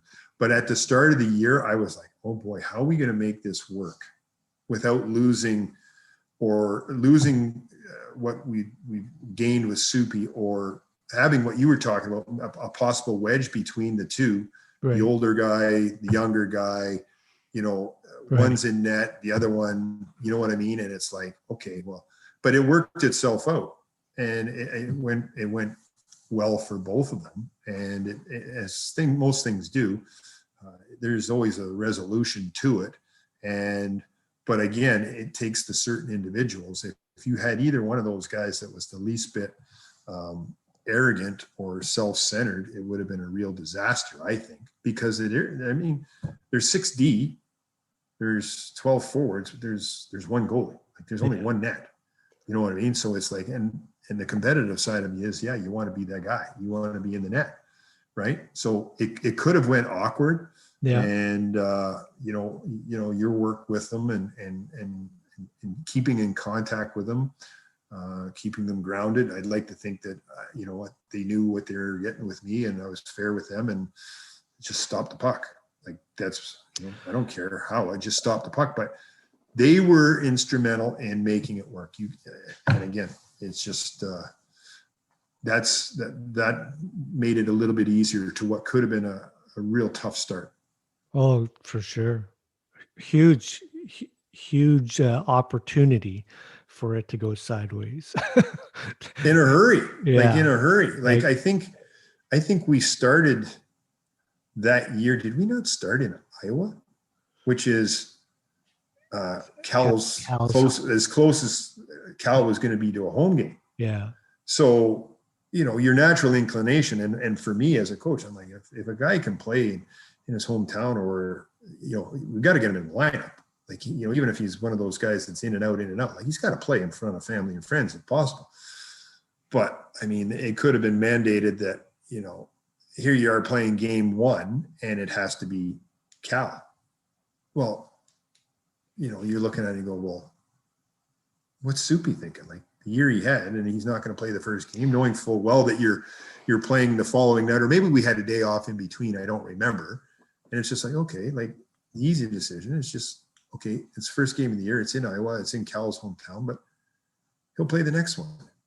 Right. You know, we were there for a back-to-back set. So play Soupy, play Cal. You're both happy. The team's happy. And you've averted or diverted what could be a potential wedge or dysfunction that earlier in your season. Yeah, it could have went sideways for sure. Yeah. But I remember I sat down with them both early, and it was easier for Cal because he's the one coming in. You know what I mean? I was a little more concerned, especially with Soupy's personality, that it would be tough for him. And I said, the bottom line is you all the body of work that you've accomplished in this time is, you don't just throw that out. I said, you can create, whether you play 35 games or 65 games, that 35 game body of work is going to be awesome. And you two, I think if you guys can just kind of get on board with each other and support each other, it'll just elevate you both. And 35 games of elevated play is just as valuable as 65 games, especially if you manage to, you'll have great rest. It'll just be a good vibe and just jump on this train. And they both did it really well. Like, not really well. They turned it into, it made me a believer too, that I could replicate that, because of how they were able to do it. And I did it when I left LA in the KHL. I had Jeremy Smith, who you probably remember. Yep. And we actually, we at one point we were looking to acquire him, and we both, I mean, I really liked him. Yeah. You know what I mean? Like I thought he was a real good goalie. Yeah. And we had Jeremy Smith, who signed the bigger deal, and then they signed the Czech goalie on a smaller deal, as to be his backup. Well, we get in camp and I'm like, okay, this guy's legit. And I'm like, okay, I foresaw right away that they both should play. And I said, I'm going to use this model that you had and we did it in Ontario, and try to promote that. And we split them down the middle all year. And that could have went Harry first, Smitty, because he's the one who got the bigger ticket, went over to Europe, and I'm supposed to be the guy. And he embraced it though. And he ended up having an unreal season. And so did Hrubek, the Czech goalie, had an unreal season. And they were like the highlight. They were like, wow, this team is carried by these two goalies. But it was big on their part because they managed to embrace being supporters of one another. And with the kind of how it can be kind of crazy over there, they also leaned on each other. And it was really cool to watch. And it all started with when you had those two guys in Ontario. Well, you know what? When you talk like this, you just realize how lucky you were to have the people that you had. For sure. Again, there's so many other players that we should be talking about. Yeah. Were instrumental, or even the staff. Like the assistant coaches and the trainers and everything else. I mean, good group. The whole organization itself, gave us every opportunity to succeed. Oh, and I don't think you can ask for anything more, right? And the quality people that we were fortunate enough to be surrounded by. And I think that, again, you got to have a good goalie to be a good coach, and you got to have a good supporting staff as assistant coaches helping you out. And again, much the same as we talked about with the goalies, they want to see everybody succeed, not just, they're looking for when they're going to become a head coach or whatever. It's like, listen, there's a lot that goes into this. There's a lot of effort. There's a lot of time, and the hours are long, but the result is worth it. There were a lot of good people in that organization. And I know everybody thought I left LA because I wanted to get away from Stutz, but the truth is I left for the money.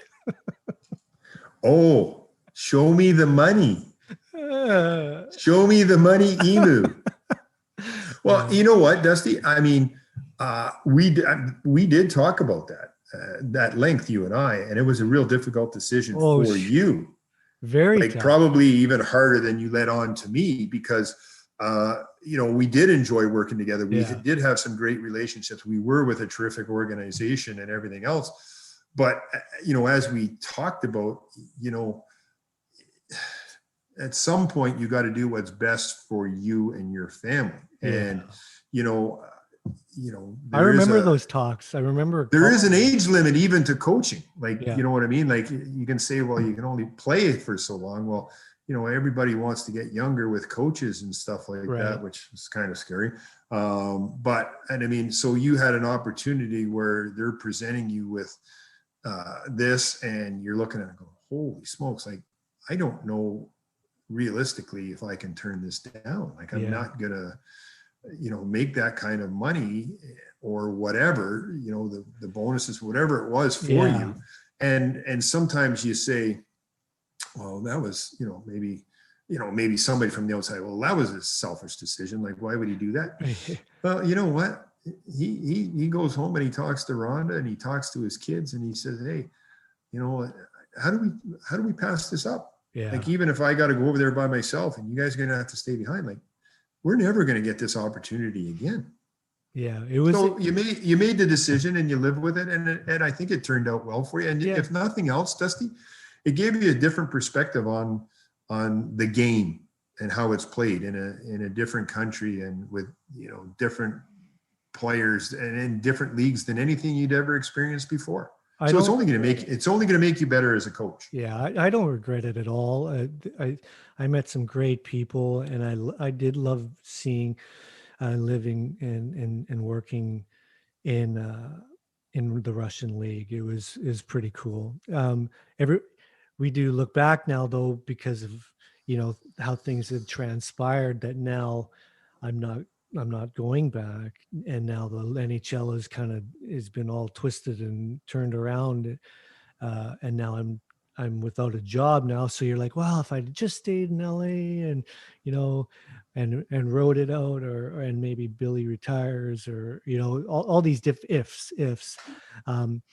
No, I choose to move forward and take on the challenges, and I do remember the phone calls with you and Billy, and both said the same things to me, in the sense that, at the end of the day, I did everything. I was 100% loyal to the Kings, and did everything I could for the Kings, and was doing my job with 100% of my capabilities, and loved it. But at the end of the day, when you're presented with that type of an opportunity, you just have to look at more than just. It wasn't selfish. When you mentioned, some people from the outside might think that that wasn't about me. It was more about the family and how that could help us financially. Obviously, it was a big deal. I knew the decision even before calling you, I knew I had to make it, but it was just very hard for me, because I did enjoy the LA and the people I'd met, and we built a foundation there, and I didn't want to leave that. No, and you know what? Sometimes, you know the decision you have to make, but it's sometimes nice to just be reassured that everybody, the people you're dealing with are looking at it from the same perspective you are. Yeah. And not looking at it like, oh, well, now we got to go out and find another goalie coach, or, you bolted for more money. It's like, no, respect the decision and how difficult it was for you to come to that conclusion. Like, because we don't know. And I mean, I don't know. I still don't even know about you, but I know for myself, like, there is no pension. Like, I spent the majority of my career in the American Hockey League. There's no pension. Like, it's not like there's a big pot of gold waiting for me at the end of the day when I decide to stop coaching. This isn't a normal job you and I have done. Like, you make the money while you can. Yeah. And if you're spending most of your life in the American Hockey League, well, you haven't made a whole lot of money. So if you have an opportunity as in the latter stages of your career, or as you get a little bit older, I think you said you're 50. How do you not do it, Dusty? For when you look at Rhonda and you look at the kids and the potential for numerous grandkids and what you want to provide for everybody going forward. Like, I'm sure you don't want to work until you're 92, right? And I mean, quite frankly, I don't know if we'd want to see you with the pads on at 92. I think Johnny Bauer was the only guy that played goal at 92, wasn't he? Well, you would know. He broke in as a rookie with the Leafs back then. You would know it's the same time as you. Yeah. The old brown horse-haired stuffed pads. No masks. Oh my God. We weren't wearing buckets or anything. It was like crazy, man. I was going to throw in your intro. I was going to throw it in there saying that you're drafted when the NHL first came to be. Hey, you know what? I did kid somebody the other day that I played in the original 6. Oh, really? But no, when I got drafted, there was only 21 teams. There was 21 teams at that time. And that year, the Flyers had a heck of a year. They ended up losing in the Stanley Cup Finals to the New York Islanders that year. And so Philadelphia had the last pick in that first round. So that's why I was the 21st player taken in the first round with the Flyers. But and I think, Dusty, I don't quote me on this one, but I think that started the 4-year run of the Islanders dynasty, where they won the 4 consecutive Stanley Cups. If I'm not mistaken, yeah, I'm pretty sure that was the first one. And then they went on, and then Edmonton won 4 in a row or something like that. And it was, you know what I mean? But yeah, it was pretty cool. And I think the Flyers actually went on a 32-game unbeaten streak, because back then, remember, they had ties. So you could have, and so they called it I think it was a 32-game unbeaten streak. They were unbelievable in the 1980s. Actually, hockey was unbelievable. And that was Hexy. Bossy and Trottier and Barber and Clark and Leach and the early crazy. Yeah. Crazy good hockey, man. Bullies were Yeah. Bernie and then Pelly. Yeah, that was it was a shame that we weren't going to see how good Pele could be. Yeah. It was just that was a tough one. We were on the road.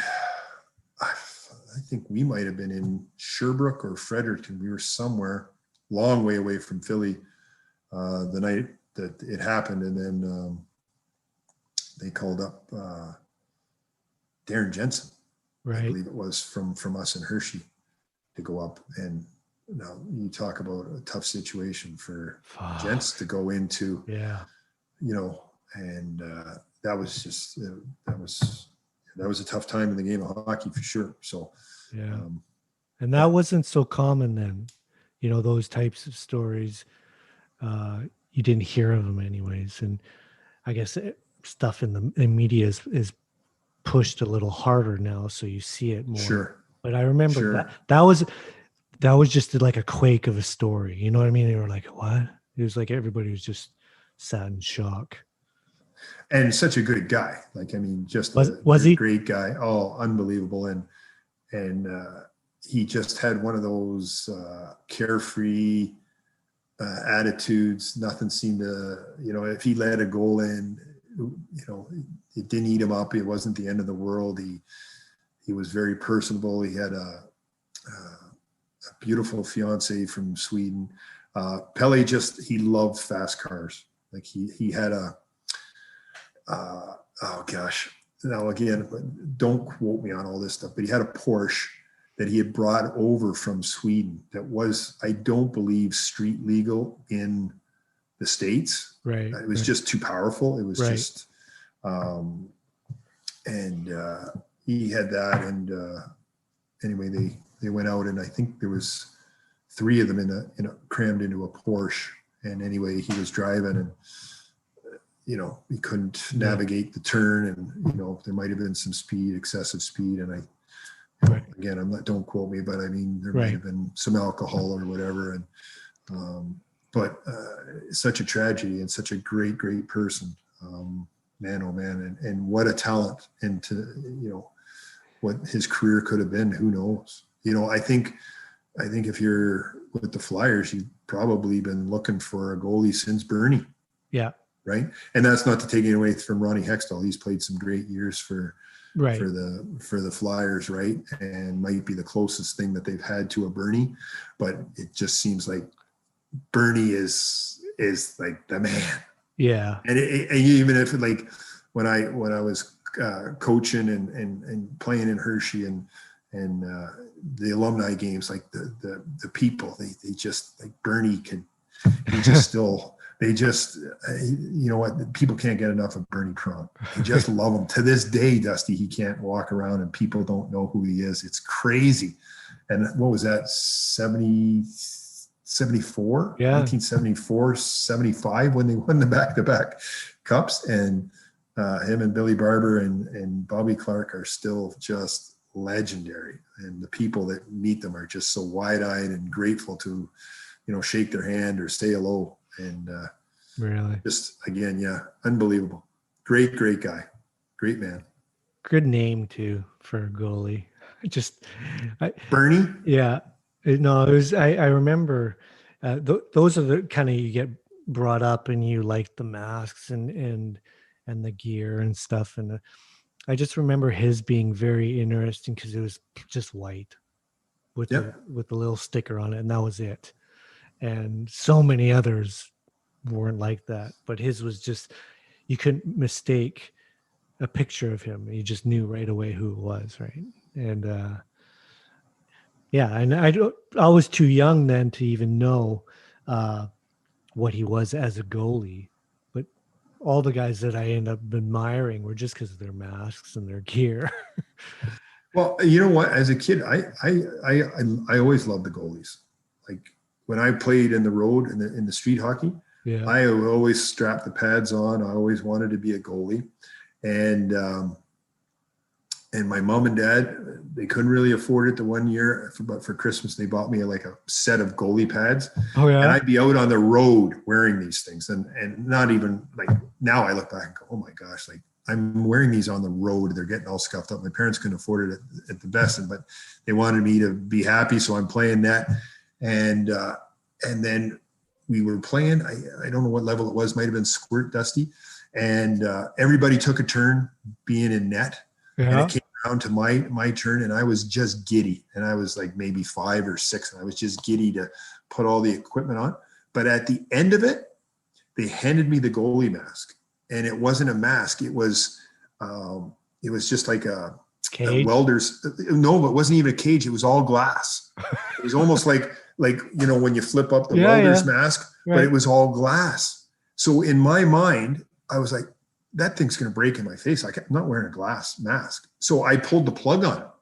Like, I could have been a goalie. That's how much I was enamored with being a goaltender.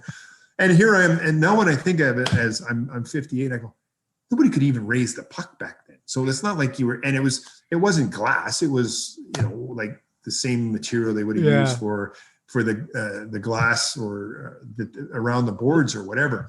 But for whatever reason, that I instantly went, nope, I'm not playing. I'm not going in net. And I never went in net again. Like, in the organized hockey, I always did it in the ball hockey, in the street hockey. And to this day, I would fire the pads on. If we were going to go out in the parking lot, you and I would go out there with the gear on, and you could fire hockey balls at me. You could fire tennis balls at me. You could fire pucks at me. And we could do the sequence shooting drill and whatever, because I just loved it. I thought it was friggin' awesome. I loved watching Mike Palmateer play for the Leafs. Oh yeah.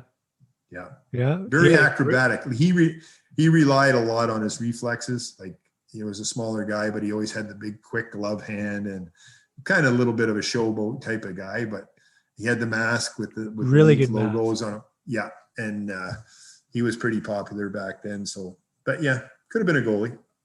Oh my God. Yeah. That would have been something. No, you couldn't have. You couldn't have, because your feet are like in cement, man. They're cinder blocks. I know, but they cover a lot of net. Yeah, that's true. Cover a lot of net with those big boys. Oh, well, hey, man, I just looked, and you know what? This is crazy because I It's just like looked. 2 hours. Yeah, Yeah, time no, flies, man. Like, it seriously. seems like it was 5 minutes. Like whoever's listening is probably nodded off long ago. Or they probably, if they're our age, they probably got to piss like a racehorse right now. Yeah, no doubt. But I was actually just thinking because I got to let the friggin' dogs out. Because we got a 10-month-old golden retriever right now. So like I just fired her out in the garage. So she wasn't like pestering me to go in and out. So I'm thinking, oh my God, I'm probably going to have to let her out so she can have a squirt. Hey, thanks so much, man, for doing this. It was great talking again. I've missed our chats and stuff. Make sure you tell Judy all the best and give her a hug from me, okay? Yeah, and you do the same to your family from us. Yeah. And we say it every time, but let's not go as alone. Yeah. There's no excuse for it. Yeah. Especially when right now you and I, neither one of us got fuck all going on. But that's going to change. That's going to change for both of us. It is. Positive thinking, man. All right. Happy New Year, my brother. Take care, man. See you, bud. All right. Have a good one.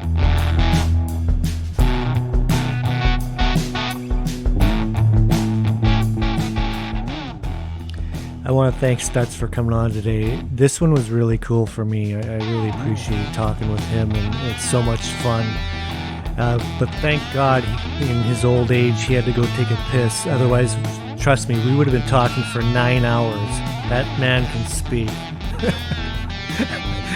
Anyways, I hope you all enjoyed it. And hey, remember, stay safe, stay connected, and God bless.